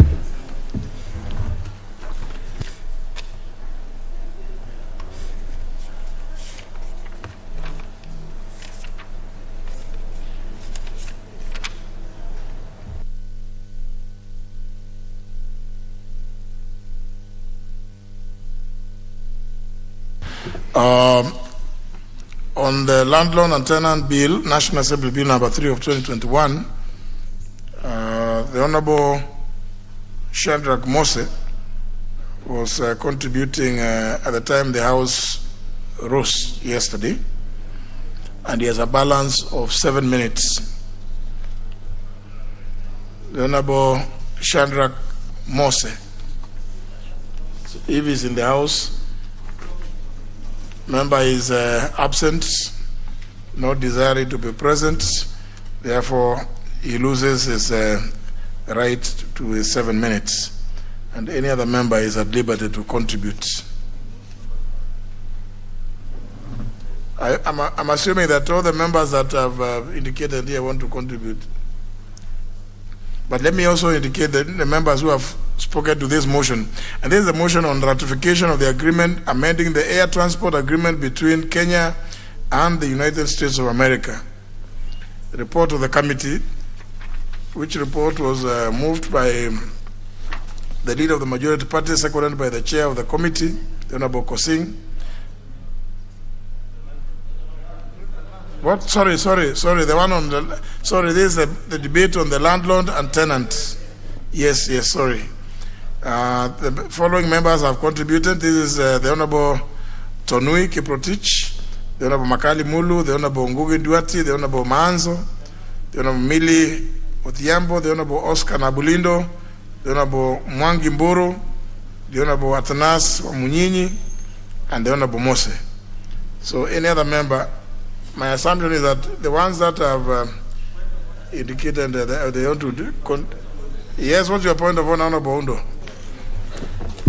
Speaker, I'm not worried probably give you a point of information, but yesterday afternoon or evening, quite a number of us had spoken on the matter, and actually Honorable Mose finished his contribution, and I remember the last member of parliament member to contribute was Mheshimiwa Kairaho. Just probably so that we don't have a confusion. Having been in the House yesterday, I'm duty bound to basically point out what happened. Thank you, Honorable Speaker. You're actually right, Honorable Ondo. The Honorable Mose contributed, followed by yourself, and then Honorable Kerao Juguna. And he also finished because he's shown to have begun contributing as 1851. Part of the record here is not correct. So the other members who want to contribute to this, I can see on top of the list, because there's no real need for me to go through otherwise than through the list, is the Honorable Sankok. Thank you very much, Honorable Speaker, for giving me this opportunity. Because, Honorable Speaker, the Landlord and Tenant Bill, National Assembly, Bill number 3 of 2021, is a very important bill and timely to be in front of this House, Honorable Speaker. Because, Honorable Speaker, remember, we have to protect our tenants as well as protect the landlords who are our investors, Honorable Speaker. Honorable Speaker, the wheel of our economy can be moved if there is a good relationship between landlords and tenants. Honorable Speaker, because in some electoral circles we have seen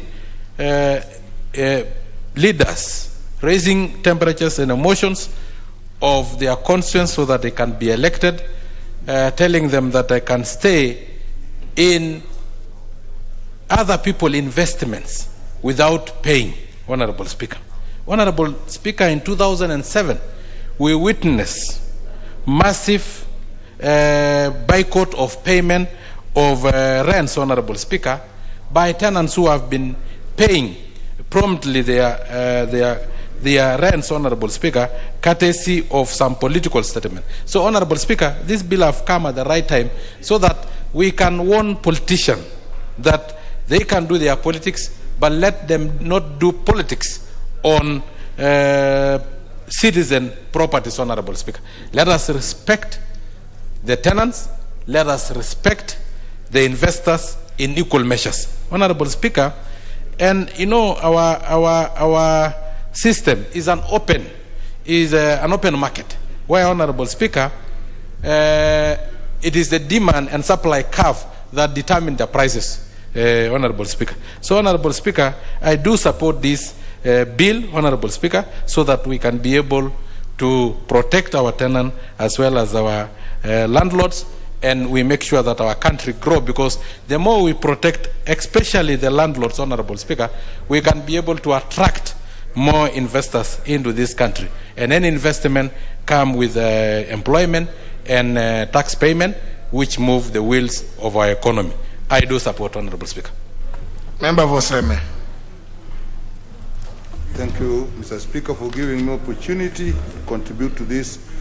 Mr. Speaker, I rise to support this bill. Mr. Speaker, the object of the bill is to actually provide a framework to balance the interest of landlords and tenants in a free market economy.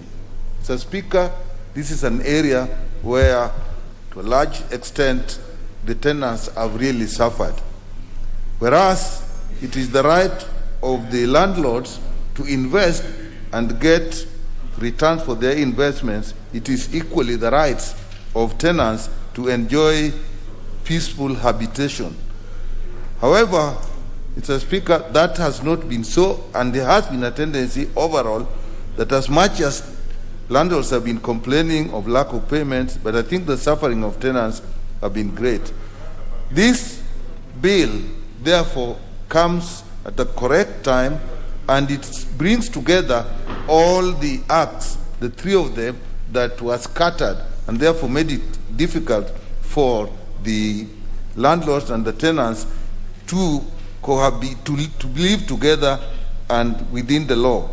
And therefore, I support this bill because that is exactly what we need to protect either sides. We are aware that renting premises is actually the biggest part of real estate, and that is how investors get their money back. It is therefore important that that is also protected. Mr. Speaker, I support this bill because it establishes a tribunal for both the landlord and the tenants, and it provides the structure. I've looked at the structure, an extremely competent structure and a completely comprehensive structure that will take care of that, and it provides for how you will manage all the aspects, the rents, the evictions if there are any, termination of tenancy.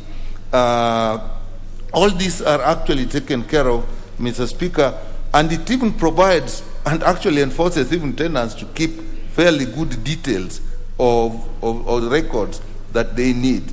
And, Mr. Speaker, it also provides the processes. If somebody is to be evicted, it gives clear guidelines on how and after what processes somebody is evicted.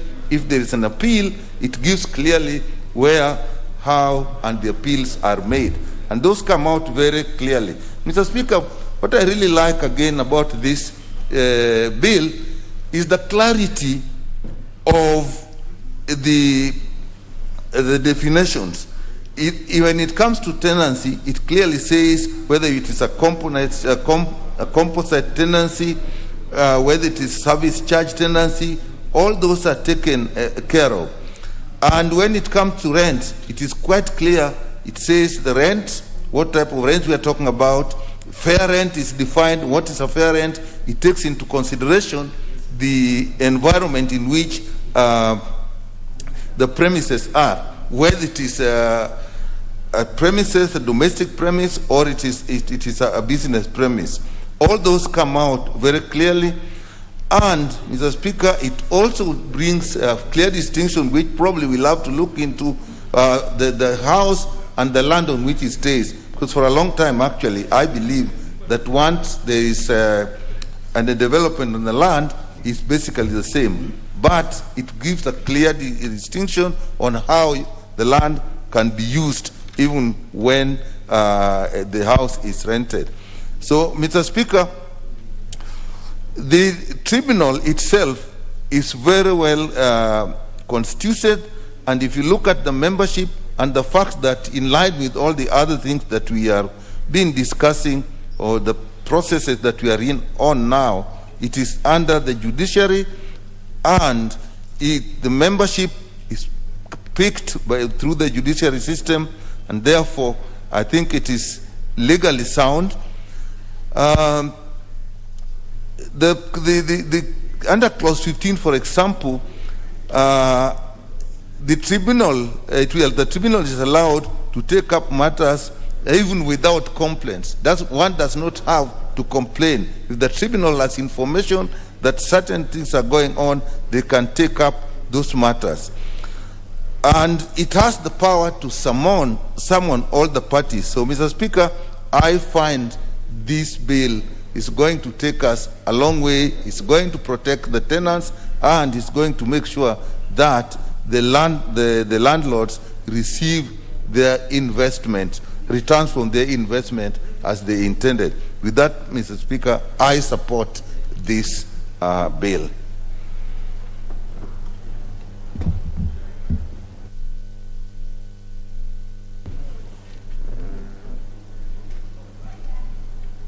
Member for Bomachoge Borabu. Thank you, Honorable Speaker, for giving me opportunity to contribute to this bill.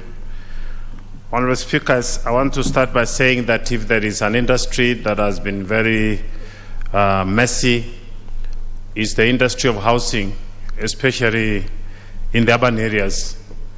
So, Speaker, I want to say that a country that prospers is a country that cares for its people.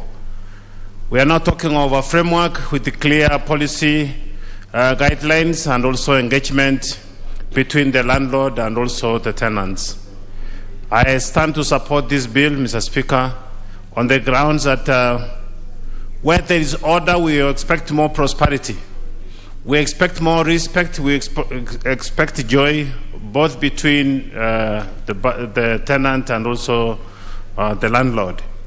The Speaker, the only thing that gives me pleasure in this bill is the fact that the cartels that normally engage tenants on behalf of the landlord, their roles have been mobbed out.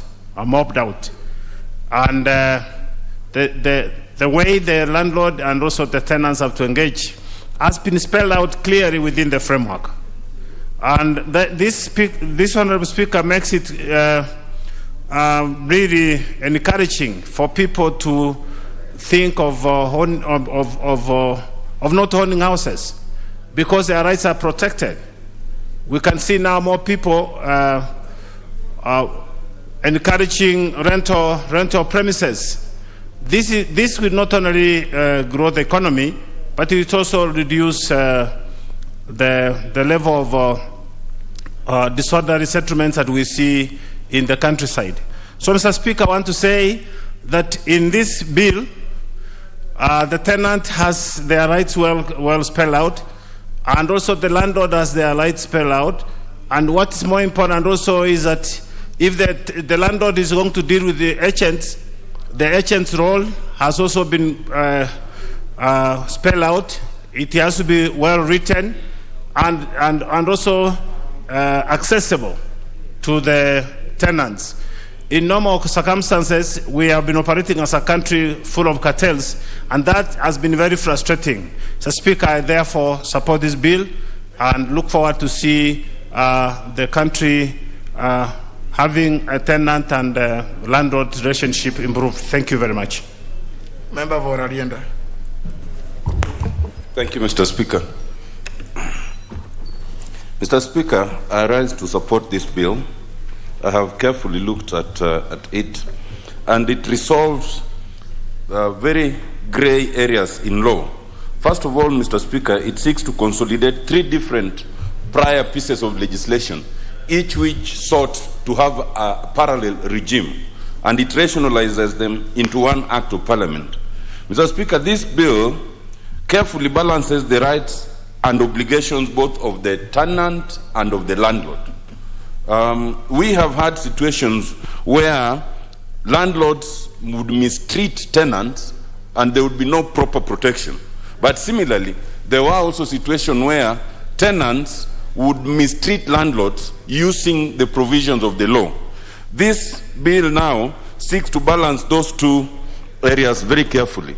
One particular area in which it does is where it proposes in section 69 that even where a landlord wants to demolish or repair premises, then they must give notice. Previously, one of the ways the landlords would deal with tenants who they wanted to evict is instead of trying to evict them, they would just come and remove the doors and remove the windows or remove the roofs under the guise of doing repairs. Mr. Speaker, before there was some sort of confusion in terms of the tribunals dealing with residential premises and those dealing with business premises, each of which had a separate jurisdiction and each of which sometimes had different standards. This bill now seeks to rationalize into a tribunal that is appointed through the Judicial Service Commission and clearly sets out the qualifications. Mr. Speaker, it speaks to the fairness in terms of rent. If there's a dispute as to whether the rent that is being sought by the landlord is fair or not, it sets the perimeters of determining the market rent. Mr. Speaker, I also find that it does something very fundamental. Previously, the Business Rent Tribunal and the Rent Restriction Tribunal did not have the full jurisdiction that most courts would have. And in that respect, sometimes they would not have the right to give injunctions. They would not even reinstate a tenant who was wrongfully evicted. But this bill now gives them that power. If a landlord wrongfully evicts a tenant, they can be reinstated. Or even if there is necessary to grant an injunction, then they can do so like any other court of law. Mr. Speaker, I fully support the bill. Thank you very much. Member for Chirangai.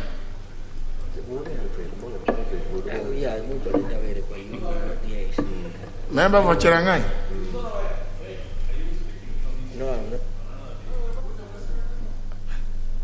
Oh, is it? But I need somebody to. Is there any other person desirous of contributing to this? Honorable Russell. Thank you very much, Honorable Speaker. Honorable Speaker, I rise to support this bill. I want to appreciate that this bill is about the progressive nature of our law. That the laws of this country, if it keeps with the time, then we all appreciate it. Because for those who are property owners, if you have a house and tenants are living in, actually you will find that this bill is very important. Also for those who are tenants in people's houses, when they read this bill, they find that there are red lines for both the landlord and the tenant. Honorable Speaker, why am I saying this? The landlord will put up properties, borrowing money from the bank or from wherever, so that they invest. And when they are going to have tenants, they would expect that the tenants are going to pay so that the banks are paid, or the guarantees of those loans are going to be paid in time. What has happened over time is people have used the law very mischievously, that the tenant will go to the court and say that they have not paid the rent maybe for 6 months, but for now they can pay 3 months. And this, to an extent, it really disadvantages the landlord. At the same time, or in the same breath, when the landlord finds that the tenant, maybe they have been bereaved, they are not able to pay their bills in time, then they take austerity measures, which Honorable MP for Rarieda just talked about, that people use the law in a very mischievous way to undermine the rights of the landlord or the tenant. This bill is timely, it has come at the right time, and I think we will be able to learn a lot about it, so that going forward, the property owners or those who actually hire properties are not disadvantaged because the law protects them. With those few remarks, Honorable Speaker, I beg to support.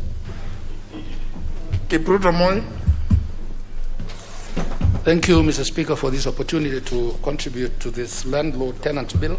It's a very important bill, Mr. Speaker. And, Mr. Speaker, this bill was brought to the National Assembly so that the 3 laws that govern issues to do with landlord and tenants can be fused into one single law, Mr. Speaker. You have this law currently that are in operation is the RRA, which is the Rent Restricted Act. Then you have the DRA, which is the Distress Rent Act. And then the LTA, the Landlord-Tenant Act, Mr. Speaker. So this bill aims to fuse these 3 laws, Mr. Speaker, into one single new law, Mr. Speaker.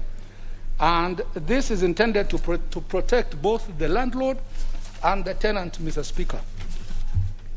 Some of the highlights of this bill, Mr. Speaker, have to do with rent payable, and it shall be determined by mutual agreement between the landlord and the tenant.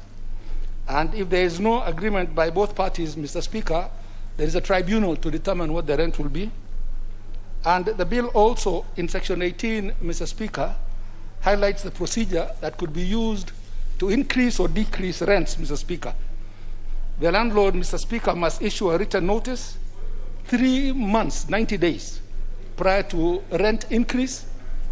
And failure to issue a written notice, Mr. Speaker, will render that notice invalid, Mr. Speaker. Landlords, Mr. Speaker, may increase rent once only in a year for residential premises and for business premises once in every 2 years, in 24 months. And in the tenancy agreement, Mr. Speaker, all parties are free to adopt any form of tenancy agreement, and they are free also, Mr. Speaker, to alter the terms and conditions of that agreement, Mr. Speaker. In terms of termination of tenancy, Mr. Speaker, landlord must give a written notice for business premises of 24 months and 12 months for residential premises, Mr. Speaker. And the tenant is also entitled to terminate the tenancy agreement, Mr. Speaker, by issuing a 1-month notice to the end for residential tenancies and 2 months to end a business tenancy agreement, Mr. Speaker. Mr. Speaker, this bill also establishes a tribunal, Mr. Speaker, which is set up by the Chief Justice, and the members in that tribunal, Mr. Speaker, are appointed by the Judicial Service Commission. And, Mr. Speaker, this tribunal has more powers than the current tribunals, which were set up by the CS, the Cabinet Secretary. And, Mr. Speaker, this tribunal can issue injunctions, it can enforce its own orders, and even punish for contempt, Mr. Speaker. And also, Mr. Speaker, there is also the leeway where there lies the issue of appeal. They can go to the High Court for appeal. In the previous tribunals, they could only go to the environmental and land courts, Mr. Speaker. So, the tribunal, Mr. Speaker, must once a dispute is lodged with the tribunals, they must wind up these cases within 3 months. And that is to deal with issues of backlog in cases and a delivery of justice, Mr. Speaker. So, Mr. Speaker, in conclusion, Mr. Speaker, COVID-19 pandemic highlighted the distress that tenants went through with landlords, Mr. Speaker. It caused thousands of Kenyans lost their jobs. Tenants were unable to pay. Landlords were running out of patience and money, Mr. Speaker. And there is a rent crisis in Kenya, Mr. Speaker, where about 70% of people in this country, Mr. Speaker, are unable to pay their rent. So the year 2020 will not be forgotten by tenants who face the wrath of landlords, Mr. Speaker. So this bill, Mr. Speaker, is timely because it aims through this legal framework to protect the interests of tenants and landlords. And I think if you can remember, Mr. Speaker, even when the President appealed to landlords to lower their rents, they still did not do it. So it is in the midst of all that this bill has been brought here, Mr. Speaker, and we hope and pray that it will sort out the problems that tenants normally would go through. So with those few remarks, Mr. Speaker, I thank you and I support.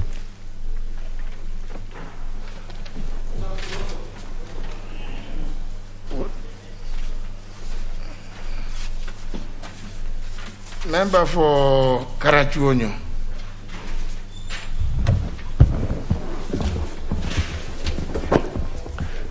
Thank you, Mr. Speaker, for giving me the opportunity.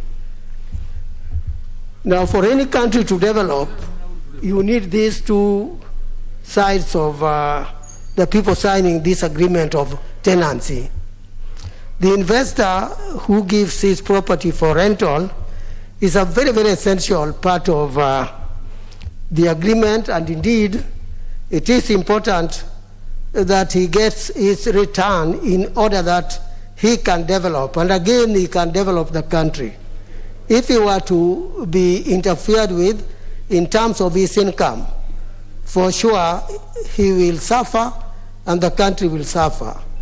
Equally, the tenant must enjoy his right for renting the property. Because of this importance, or the importance of what these people are doing, I think the proposal is very important, extremely important, and we must give it support. I personally do give it support because we need these two people. One thing that sometimes happens is that if a tenant complains and goes to a court to stop the landlord from moving him out of the property, the landlord will suffer. So what I'm really appealing for is a system whereby the disagreement, the dispute can be solved very fast so that neither side suffers. I say this with a lot of emphasis, Your Honor, and I beg to support the bill.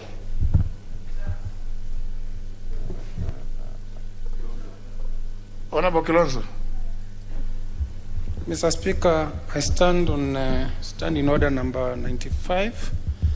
Mr. Speaker, having listened to members the last few days on this particular bill, it has been debated and exhausted, and members are actually repeating themselves. So, Mr. Speaker, I would have requested that the mover be called upon to reply.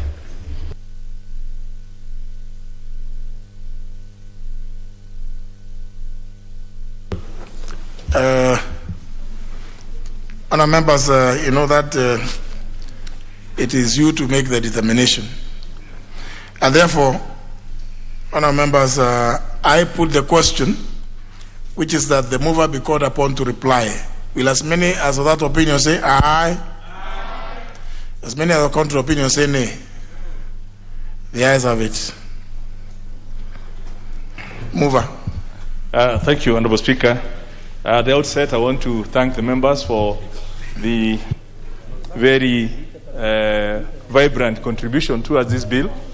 And agree with the members that the issue of tenancy and management of tenancy affects each one of us and every Kenyan on either side of the divide, either as a tenant or as a landlord. And the intention of this bill being how to really reconcile the interest and balance the interests of the two parties and bring it into speed and accord it with our current thinking and the current law, has received quite a bit of support from the membership of this House.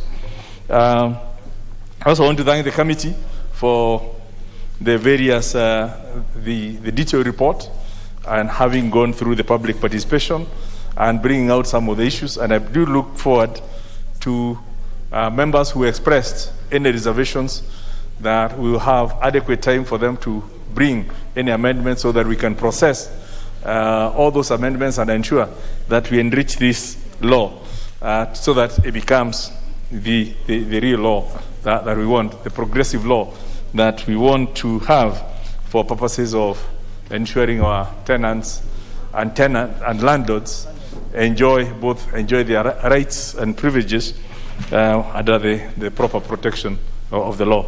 So, Honorable Speaker, I really don't want to repeat what members have said.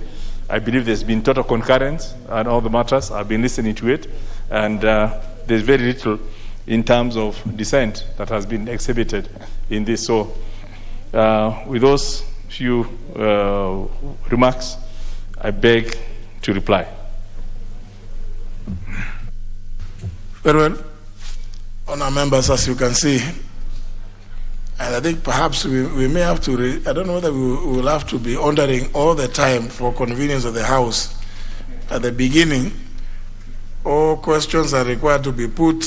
We'll be beginning with them because it's becoming almost like a tradition. At the tail end of debate, either in second reading or third reading, or at least committee of the whole House, the putting of the question has to be deferred to some other time when the House next sits. But be that as it may, the question may not be put. That will be done tomorrow afternoon. And I'm just giving notice of intention that even tomorrow afternoon, if I see that, because I know there are so many of you, this House was nearly full at some point this afternoon. But you know, there are several of you or several of us who have no capacity to sit for beyond 15 minutes. Others 2 minutes. So I think we may have to be starting with the putting of questions so that they can participate. You know, they can say, even after 2 minutes, they can say they have also done something in the House. Yeah, they will never know. They will never know even if you wait for them. And there are very many. There are very many. From where I sit, I'm able to. I can tell you who and who is who understands what is happening in the House. But because there are so many who come in and out, of course there are those who like going through that corner, others through that other corner. But they always come through here, many of them, and come and shake hands and walk that way, or shake hands and walk the other way. But anyhow, they say that is the way parliaments the world over operate. But I think we should get some. We should have some exceptions, especially if we have to make certain determinations. Honorable Sankok, there is nothing out of order now.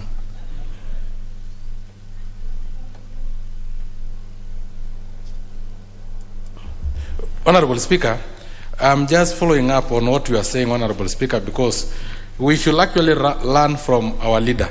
Honorable Speaker, I've witnessed you sitting there for even up to 8 hours. Honorable Speaker, while some of us move in and out, sometimes going for short calls and so, how you control yourself, Honorable Speaker, is amazing, Honorable Speaker. So, Honorable Speaker, I think because you are our head, Honorable Speaker, and you sit there and very attentive, You rarely even touch you don't even touch your phone at all, Honorable Speaker, and you are aware of every contribution. You can respond point on every contribution, Honorable Speaker. I think I implore upon my colleagues to learn from you, Honorable Speaker. Honorable Speaker, and I also noticed that since you are contesting on a DP ticket and it have a yellow color, I have noticed the fence of Parliament is being painted yellow.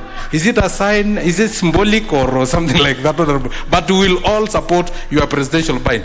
Thank you, Honorable Speaker. Certainly, I have no control about what colors are applied in the pressings. As you can see, even the gown has some yellow, but it's not indicative of anything. Let's move to the next order. Order number 12, motion. Ratification of the agreement amending the air transport agreement between Kenya and the United States of America. Honorable Kosing.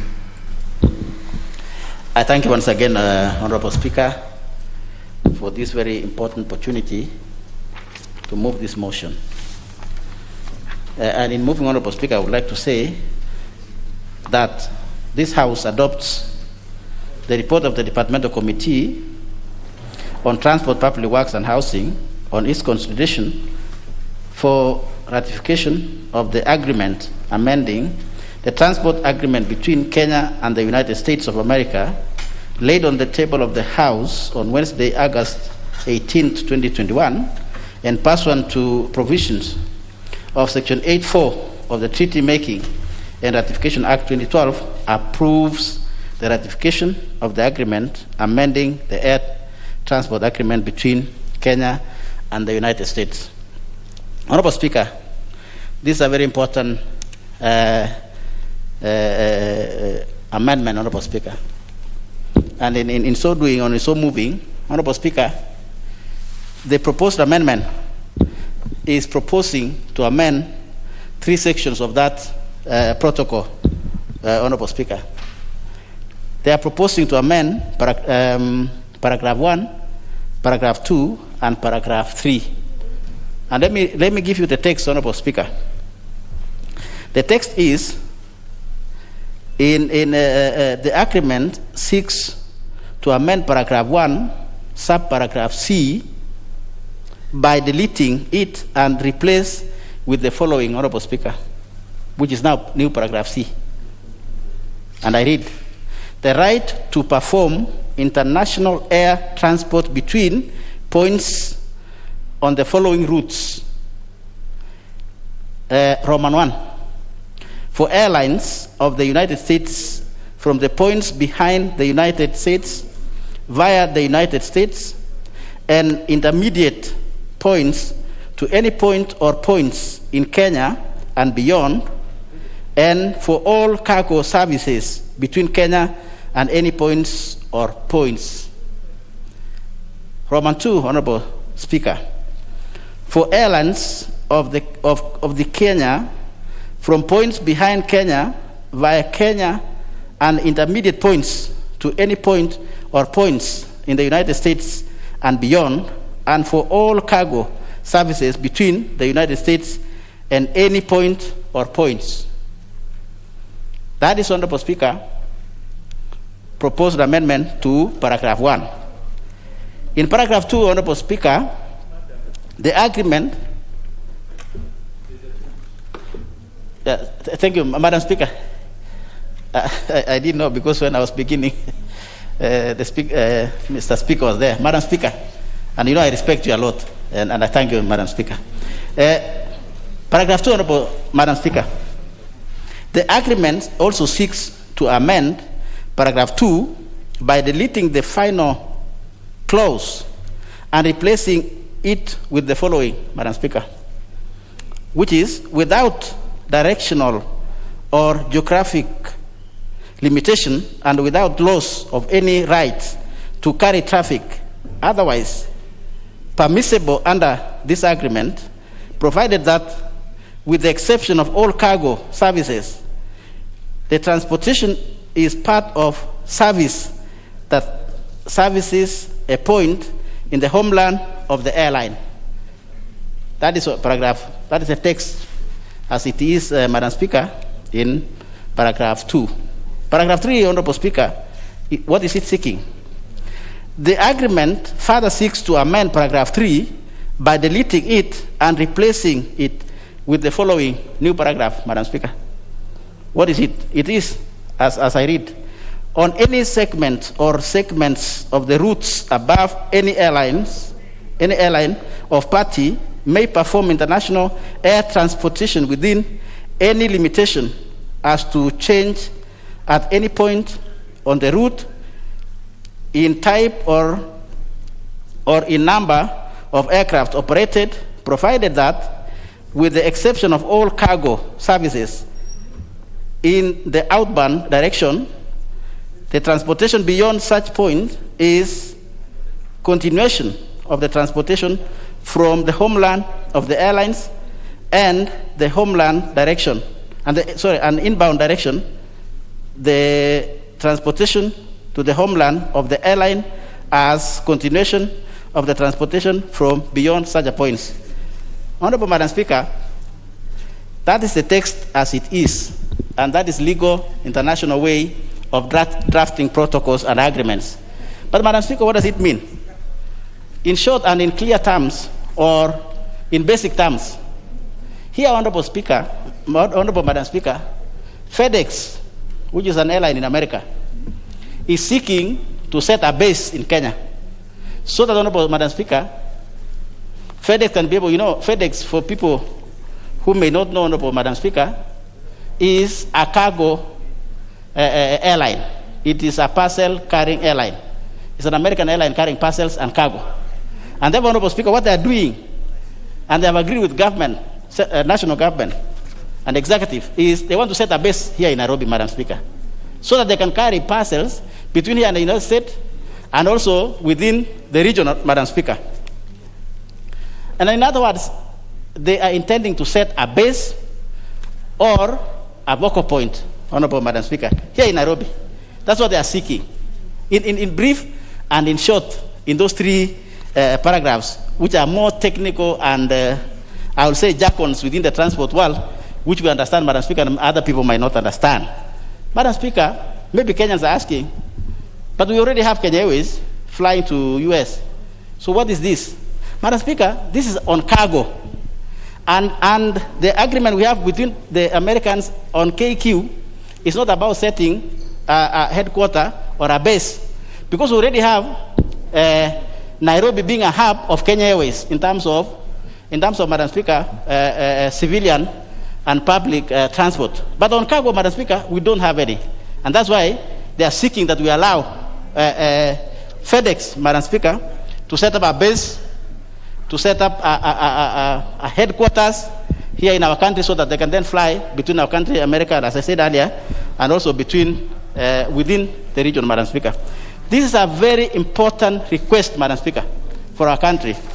Of course, knowing now that our country requires to recover from the loss of revenue coming through, Madam Speaker, what we saw that the airline and particularly the airspace and air transport suffered a lot during the COVID-19. And therefore, Madam Speaker, this is a very important request that the government, particularly executive and the Minister for Transport, is seeking the Parliament to do. And once we approve, Madam Speaker, then those other agencies can come and set up the base. What will it be, Madam Speaker, if we allow this to happen?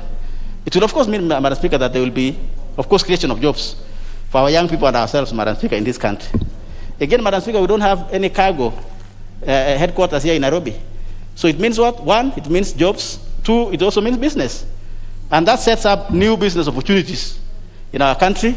And three, Madam Speaker, it's also upping our value as a country, internationally, Madam Speaker. Assuming that you have FedEx here in Nairobi, that's a great thing, Madam Speaker, in terms of our own value as a people and as a country, Madam Speaker. And therefore, this is a good thing. It's a very small amendment, amending only 3 paragraphs, as I've explained, Madam Speaker, to the members and the House. So, my then responsibility, Madam Speaker, is maybe to inform the House whether this followed the requirements of the Treaty Making and Ratification Act 2012. How, Madam Speaker? On the following. When will this agreement, should we approve or agree, Madam Speaker, when will it be coming into effect? Or when are we expecting then FedEx to come and set the headquarters here in Nairobi? Madam Speaker, this agreement will enter into force on the date of the later note, or countries noting each other of the internal procedures. Like, for example, now after it has been approved, our country then will notify United States, Madam Speaker, that this has been approved, and therefore the agreement can come into effect. Very important, Madam Speaker.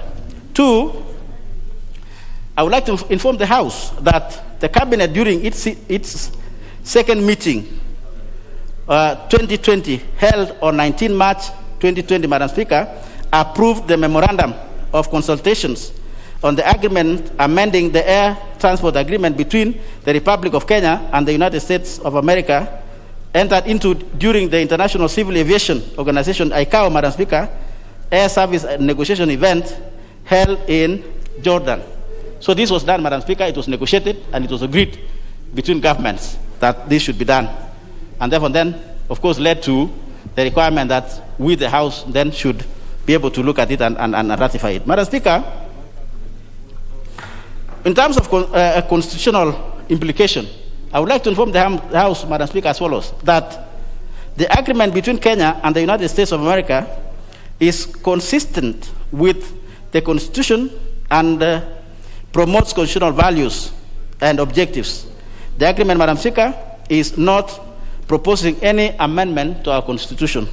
Further, Honorable Madam Speaker, on national interest, as I mentioned earlier, but I want to repeat again, Madam Speaker, that this is a very important for our own national interest. Raising our value as a country, promotion of jobs, opening our airspace. In fact, if you look at it, Madam Speaker, we want to make Nairobi a hub in entire Africa, Madam Speaker. And therefore, with FedEx having a headquarters in Nairobi, and then Jomo Kenyatta Airport, Madam Speaker, will be actual hub in the entire region, Madam Speaker. And therefore, this is very good for our own values and interest as a people and as a country, Madam Speaker. So, having said that, Madam Speaker, in terms of what this small amendment is requiring, Madam Speaker, let me not belabor the point.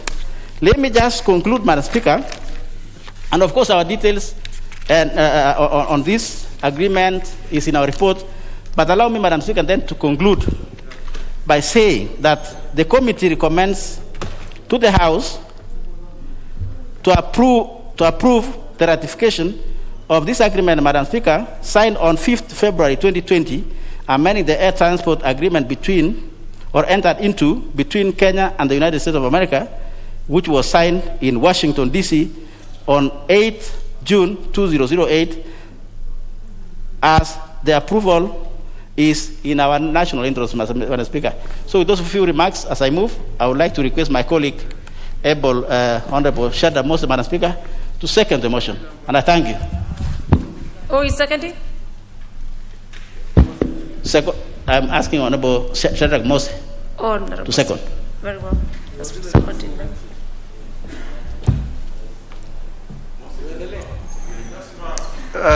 Thank you, Honorable Speaker, for giving me a chance to second from the outset this very important agreement. Without hesitation, Honorable Speaker, this is an agreement that I would seek and I would urge this Honorable House to move with speed, actually, and approve. Because, Honorable Speaker, what it actually entails is that this is an increased avenue of communication, first and foremost, between Kenya and the United States. And more particularly, Honorable Speaker, we are talking about the issue of FedEx Airlines having a base, having an anchor in Kenya. And this is more particularly, Honorable Speaker, when you are dealing with cargo. Honorable Speaker, you would realize that at this particular time and era of COVID-19, we actually have a lot of challenge in ensuring that we have or we receive delivery of these, drugs from countries like the United States. So when we have this agreement approved, and which I would urge this Honorable House to approve, it means that that communication, all that transit of goods from the United States to our country and vice versa would be extremely fast-tracked. Honorable Speaker, and what are the implications as a country? What is the net effect when we are going to anchor like FedEx, which is an international airline dealing with cargo, setting pace in our country? The net effect, Honorable Speaker, is that firstly, there will be increased business between the two countries, that is between Kenya and the United States.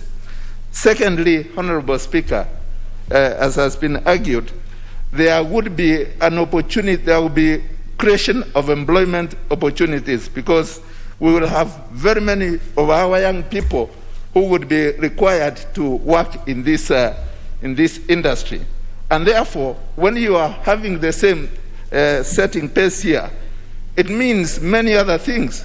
We'll also have business in terms of where we would lease. We'll have, housing where this cargo would be stored. This is one of the benefits that would accrue to us as a country as a result of ratifying this agreement. Honorable Speaker, we would also have an opportunity of enhanced status of our country hosting the United States of America as one of the superpowers of this country. When we also have, that airline operating here, it means, Honorable Speaker, that we will also be dealing with issues of enhanced security. That in itself, Honorable Speaker, is that Kenya as a country would also benefit a lot from the issues of security. Honorable Speaker, we also have the aspect of a bigger market that will be created in our country vis-a-vis what we have now, because they are not anchored in this country. Honorable Speaker, I have no doubt in my mind that again, what we are doing is consistent with our Constitution.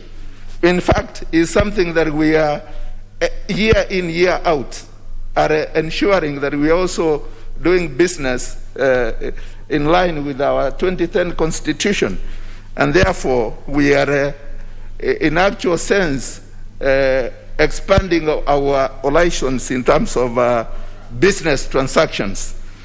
Honorable Speaker, it is therefore my position, and I would urge this Honorable House to move with speed to ensure that that they approve the ratification of this agreement, so that we would also really benefit as a country.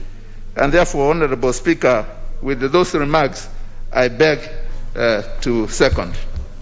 You beg to second. Order, Honorable Kilonzo. Very well. Remember, as I proposed a question, which is that this House adopts a report of the Departmental Committee on Transport, Public Works and Housing on its consideration for ratification of the agreement amending the air transport agreement between Kenya and the United States of America, laid on the table of the House on Wednesday, August 18, 2021, pursuant to provisions of Section 8(4) of the Treaty Making and Ratification Act 2012, approves the ratification of the agreement amending the air transport agreement between Kenya and the United States of America. I give floor to the member for Arianda, the Honorable Dr. Otiende Amolo. Honorable Dr. Madam Speaker, I fully support that motion. Thank you. Very well. The member for Kwanza. Madam Speaker, I rise to support this motion or bill because one is that this ratification of the business between ourselves and the U.S., as you know, Madam Speaker, there are so many Kenyans actually who are in the U.S. And even know, Madam Speaker, even the last president was from, he has an origin from Kenya. And therefore, given the opportunity that this particular ratification is going to be passed by this House, we're going to have a lot of other businesses that are unseen. We'll have other businesses that will come up, and it's an opportunity for us to be able to grab this. Somebody has mentioned, I think somebody was seconding this motion, let's do it as fast as we can so we can be able to benefit from this particular agreement. And particularly, Madam Speaker, given that Kenyans are very aggressive, when given the opportunity, the Kenyans are very, very aggressive. And this opportunity, I'm sure, will create more jobs, both here in handling the cargoes between Kenya and the USA, and maybe in transit, it could be passing through Europe to come over here. So you'll find that it's going to offer opportunity. And as you know, we have a lot of youths and others who are even professionals out there who have no jobs. And therefore, this is a very good agreement. It has come at the right time when you are really desperate, looking for jobs and opportunities for our youths. And I think we should be able to pass this yesterday. As just my colleague here simply said, we support this, and please move with speed to be able to have this passed as fast as we can. Lastly and not least, Madam Speaker, we have also the fact that we also going to learn. An American connection business means an opportunity for us to even learn more, because we keep on learning, and this will be an opportunity for us to be able to even be more exposed to developed countries. We are the third world, that's the first world. I'm sure that again is going to have added opportunities and lessons to learn from handling some of these goods from either directly from the US or through the transit companies, maybe in Europe, whatever. And therefore, I think we should be able to pass this yesterday. I don't want us to, we even want to vote for it right away. I support. You support. The member for Seme, Honorable Nyikal Wambura. Thank you, Madam Speaker, for giving this opportunity. Madam Speaker, this is actually a great opportunity for us to get into agreement with the United States so that they have their airline, the cargo airline, FedEx, set up base here. Madam Speaker, that doesn't mean that there will be only increased transport between here and the United States, but it will also mean there will be a lot of transport from within Kenya into other parts of Africa. Because what it means that a lot of cargo from the United States into the rest of Africa will actually likely to pass through here. So I think that's an opportunity in all ways. Madam Speaker, it's also clear that this has been approved by the Cabinet, and this is constitutionally in line with us. But it is also, Madam Speaker, an acknowledgement that our systems, including security systems, are actually good enough. We know how the Americans are fastidious. So when they actually feel safe that they can operate from here, I think it is a pat on our back for us that we have improved our systems, we have improved our security. Madam Speaker, if you look at the state of air movement between Africa and the United States, it is tortuous because many times people have to go to Europe and then come to go to the United States, and I'm sure even cargo moves that way.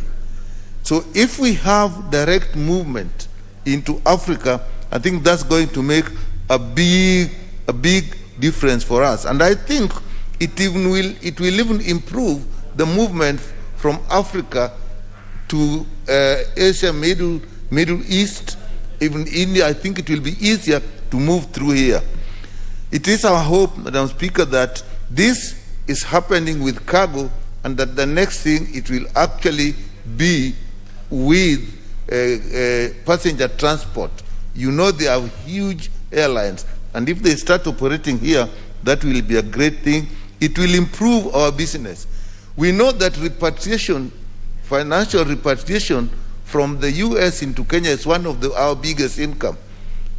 And those people who are there, I'm sure, if there is easy movement of goods, I think there'll be a lot of business between us. We are in a AGOA agreement, and I think this will definitely make possible for us to have a better use of that. So, Madam Speaker, this will create jobs, and this will even create some level of manufacturing here. You know what happens? Once it is easy to move goods, and we have labor that's not very expensive, you may find that actually even some manufacturing can occur here that can be moved within. So I think this is a great opening. We should take it quickly, and we can say that we should move fast to see how we move to the next stage of human transport. With that, Madam Speaker, I support this, and I urge that we all pass it quickly and we move to the next stage. Thank you, Madam Speaker. The member from Mukurweni, Honorable Kiai Idiako. Thank you, Madam Speaker. I stand to support this motion. Madam Speaker, when an opportunity presents itself, then we should seize it. And as a country, this is a great opportunity, and as a country, Kenya, we should seize it. Madam Speaker, FedEx is one of the biggest courier companies in the world, and setting a base in Kenya is a great opportunity to create employment, also to learn from them. Is also a way of exchanging technology and ideas between a first world country, that is America, and Kenya. Number two, Madam Speaker, with AGOA in place, the African Growth and Opportunities Act in place, then it means the goods that are manufactured in Kenya, and you know Kenya is part of that AGOA, the goods that are manufactured in Kenya can easily be transported to America. That means creation of more jobs to us as a country.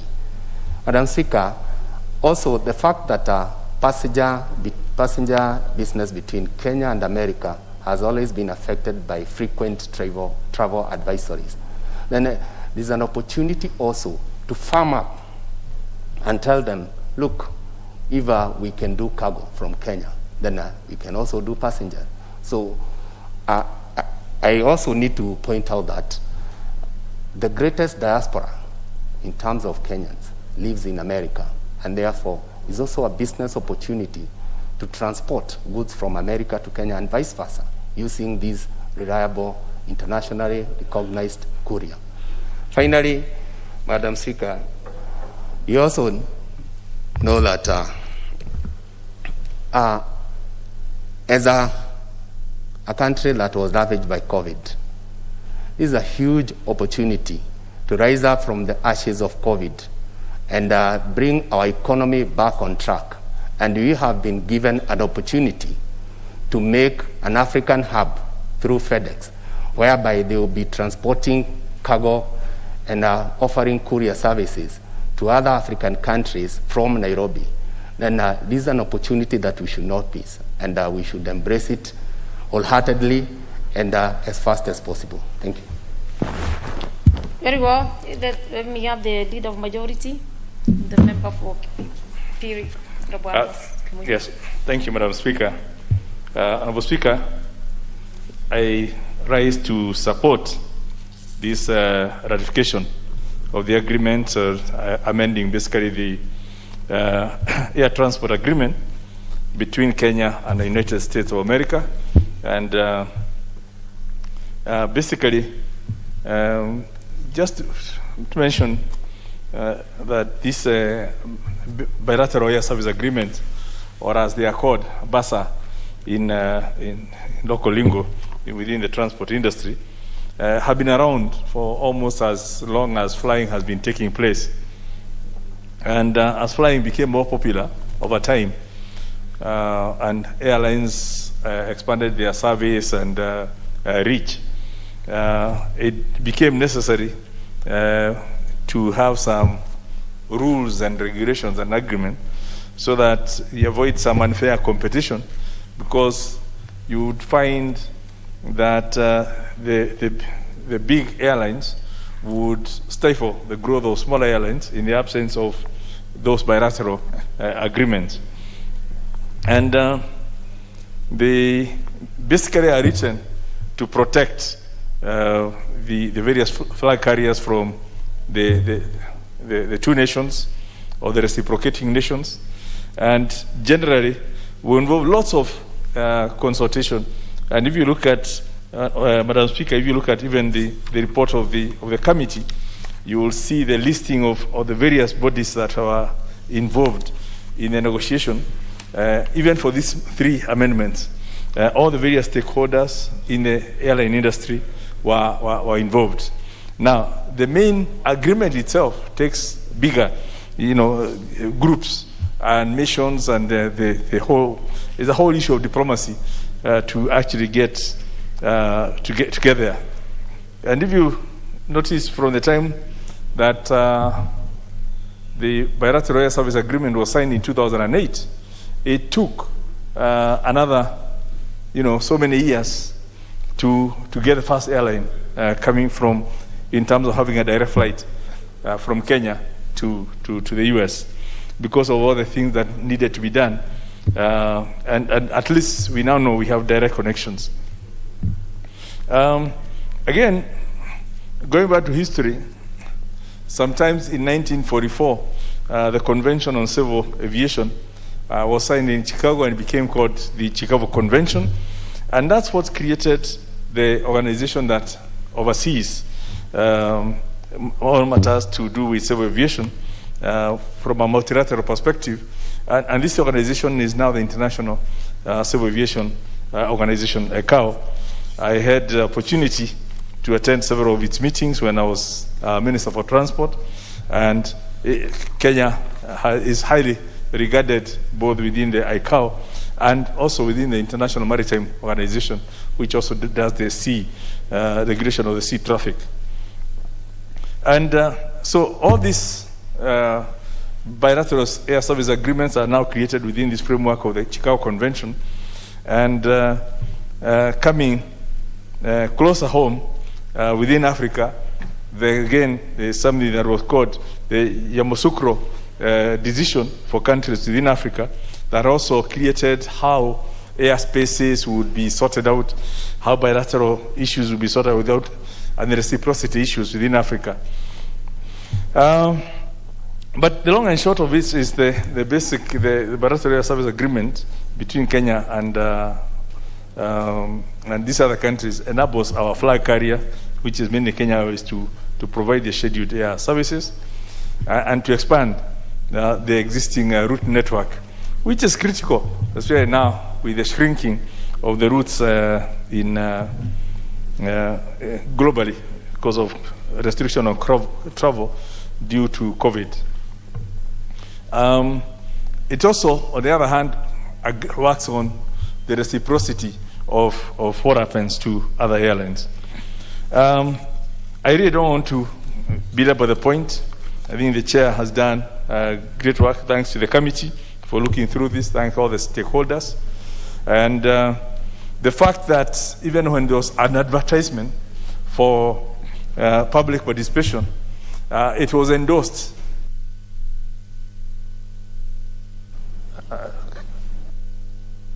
Give him 1 more. Yes. Yeah, you had Premature. 5 minutes. Thank you. I think I just want to emphasize that the committee actually did advertise and Parliament did advertise for public participation. But the fact that people did not even find it necessary to come and give views was really the endorsement that you really needed, because people usually come when they have objections. But nevertheless, the good thing is that there was huge stakeholder consultation with all the stakeholders, and they all listed, and hence perhaps they didn't even need to come. So I'm happy that we reached there, and I would ask the House that we ratify, we endorse the ratification, and get to move on, so that we can give our signal to our partners in the U.S. that Kenya is ready to do business with the U.S. Thank you, Honourable Speaker. Very well, Honourable Leader of Majority. You had 5 minutes. Members, just for reminding you, any member contributing to the committee report will have 5 minutes as passed by the House on limitation of debate. The member for Saku, the Honourable Russell Ali. Thank you very much, Madam Speaker. Madam Speaker, I rise to support this report, also the agreement. I think what the committee chairman attempted to give us is, strategically, does it serve the interest or the national interest of Kenya?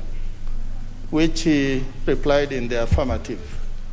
Secondly, does it bring about opportunities, business, jobs, and also creation of a wider remit in terms of Kenya aviation, which he replied yes. These are the things that we must look at when we are signing bilateral or multilateral agreement on behalf of this country and ratifying it through the House. Madam Speaker, the good saying that what is good for the gator is good for the goose. In this particular case, yes, US want to do business with us by opening FedEx here. It is actually one of the largest cargo transportation in the world. And for them to want to operate in Kenya, it means that they have confidence in our airports, they have confidence in our airspace, particularly in the area of safety, which is a big plus. But also, more importantly, when such a big company is going to invest in Kenya, we are getting foreign direct investment that we have always been looking for out there. Also, the other things which Kenya must do in return is it will force us to modernize our airports and also our cargo handling in a major way, which means we must invest, and I think they will also help us to invest in that direction. The other thing is the issue of benchmarking, standardization, and modernization that can come alongside this agreement. With those few remarks, Madam Speaker, I beg to support. You support. The member for Butula? The Honourable Mairo. Thank you, Madam Speaker, for giving me this opportunity to support the ratification of this air transport agreement between Kenya and the US. Madam Speaker, we are aware that for a long time,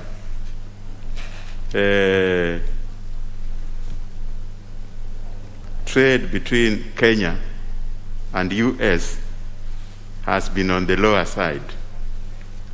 Most of the finances that has flown from US to Kenya has been either through income from the the Kenyans who are staying in the US, or grants or loans from the US. With the opening of this air transport, Madam Speaker, it's obvious that trade between our country, Kenya, and the US is going to expand. The trade will expand not only on the passenger traffic, but it will also expand on transportation of goods. That means, Madam Speaker, the trade between Kenya and US is also going to expand. Kenyan manufacturers will be able to transport their goods direct to the US. So the US manufacturers will also be able to transport their goods directly. It will be more cost effective for the business people, Madam Speaker. So this agreement serves us well, as we are going to gain more. Even our people traveling from the US will now avoid connection that has been in the European countries.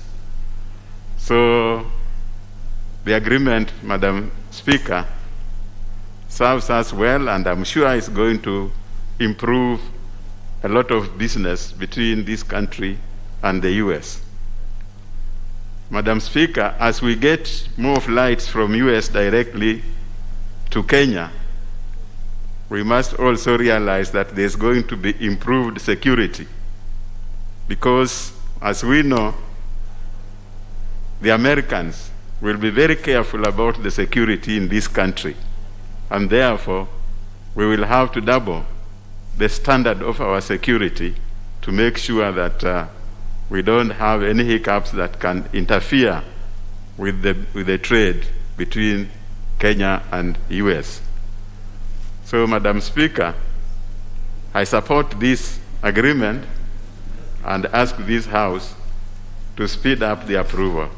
Thank you. Very well. The member for Laisamis, Honorable Abel Malimu. Give him the mic. Oh, sorry. Yes. Thank you, Madam Speaker, for equally giving me this opportunity to contribute to this particular ratification, a ratification which is between Kenya and America on air transport agreement.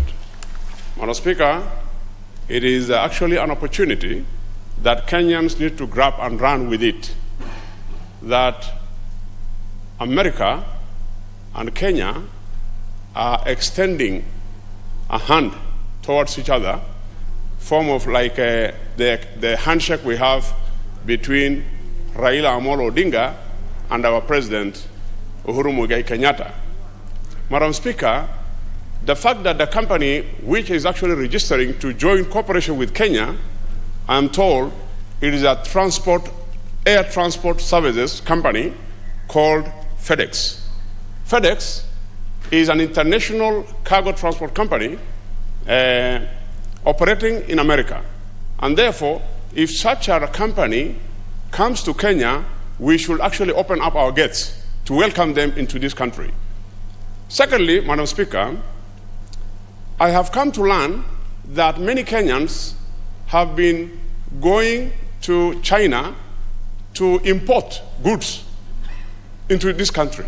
Unfortunately, the kind of goods which come into this country are all substandard, beyond measure, beyond actually Kenya Bureau of Standards measures. And therefore,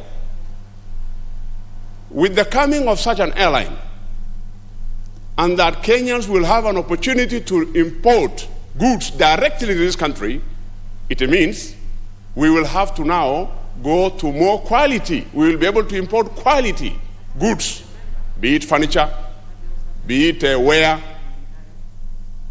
all manner, and be it machinery.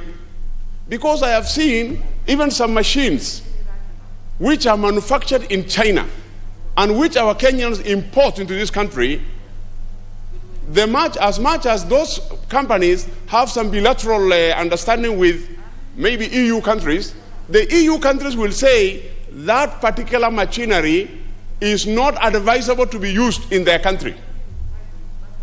So Kenya becomes, or Africa becomes, a dumping site.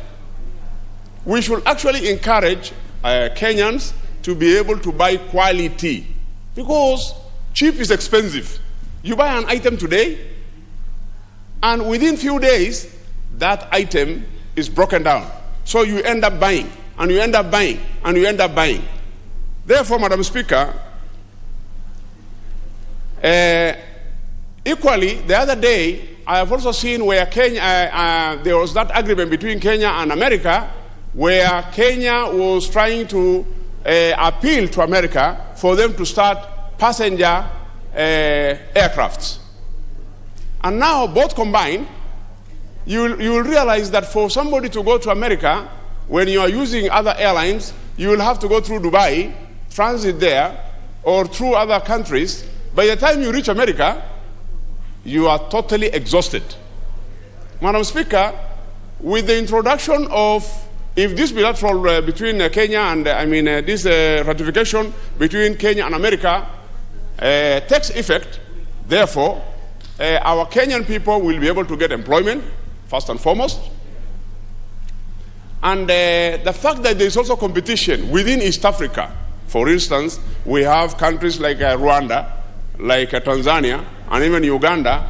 They will also be able to be able to use such an opportunity to win or to woo such countries to go and invest in their countries. But now that Kenya have got this opportunity, let us grab and run with it. I support, Madam Speaker. You support. The member for Mogosho, to Kamure. Member for Mogosho. Yes. Thank you, Madam Speaker. I too rise to support this ratification agreement of amending this bilateral agreement between Kenya and the U.S. Truly speaking, it's a great opportunity which we cannot miss. What's happening here is Kenya Airways flies to New York. The only stop which Kenya Airways flies to the U.S.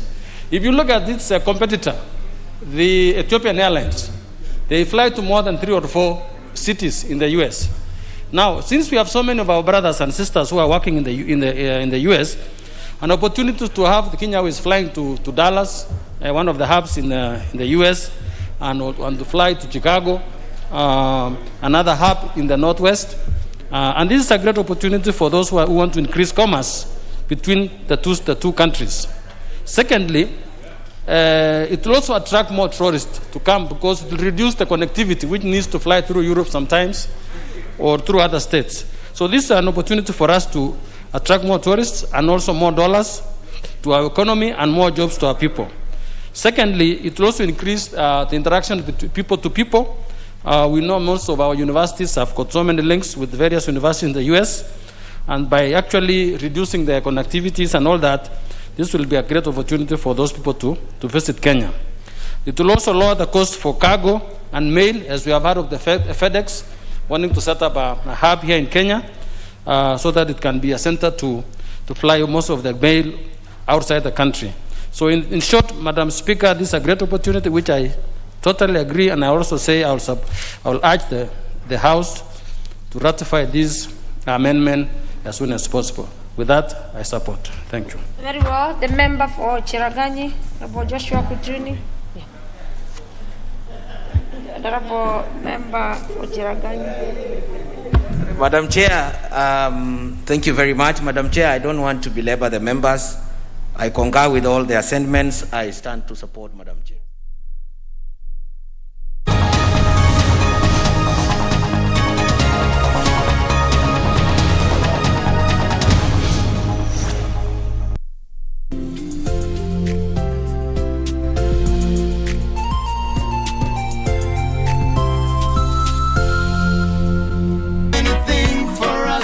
Share. Now is the time. Issues are real. We are in glory. This is how we feel. Let us see. I don't know about you, but I can only live my life one way. All I wanna do every day. light up a split, turn up the music. Skanking sweet, everybody wanna feel like free. Forget your troubles and you rock with me. You know feel a reggae music sweet, yeah. Skanking sweet, everybody wanna.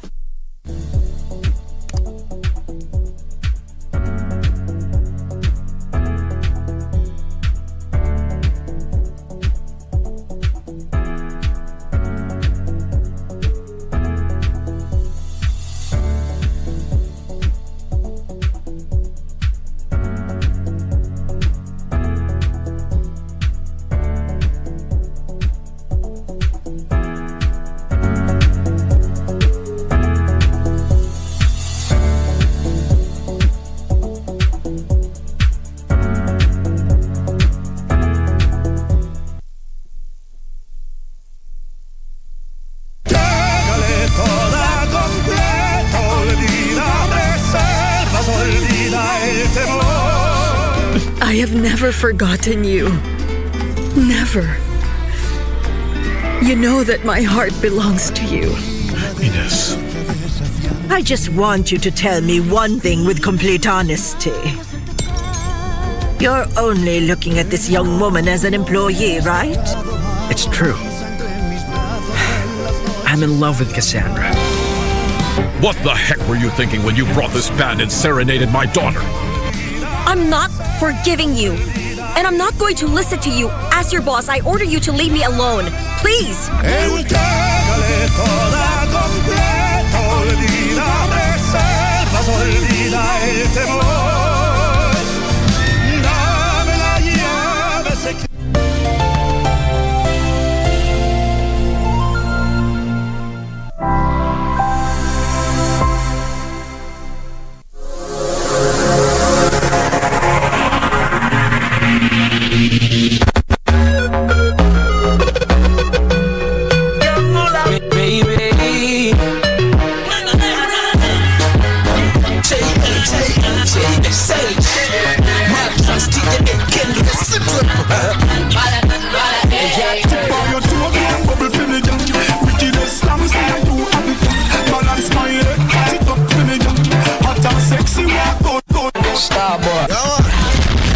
Kill the noise.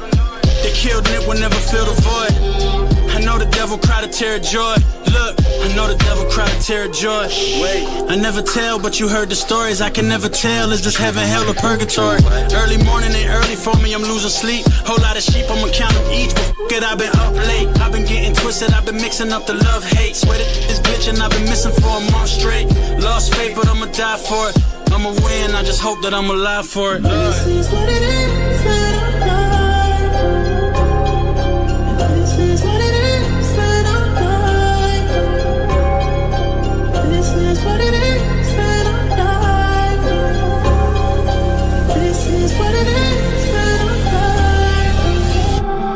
How much money will it cost us? Feds, bounty hunters at the office, looking for some of our artists. We just try to help them out so they can change the outcome. Instead of putting pain in the streets, they making albums, changing they surrounding, hopefully housing, smoking, we lounging in Boca Raton. Not a cloud in the sky, ocean prolonged. You could die a legend in your own right, or die a street legend if it's on sight. I get so lost in my thoughts, powerful things I would die for. Everything I built for 20 years won't allow you to make that crumble.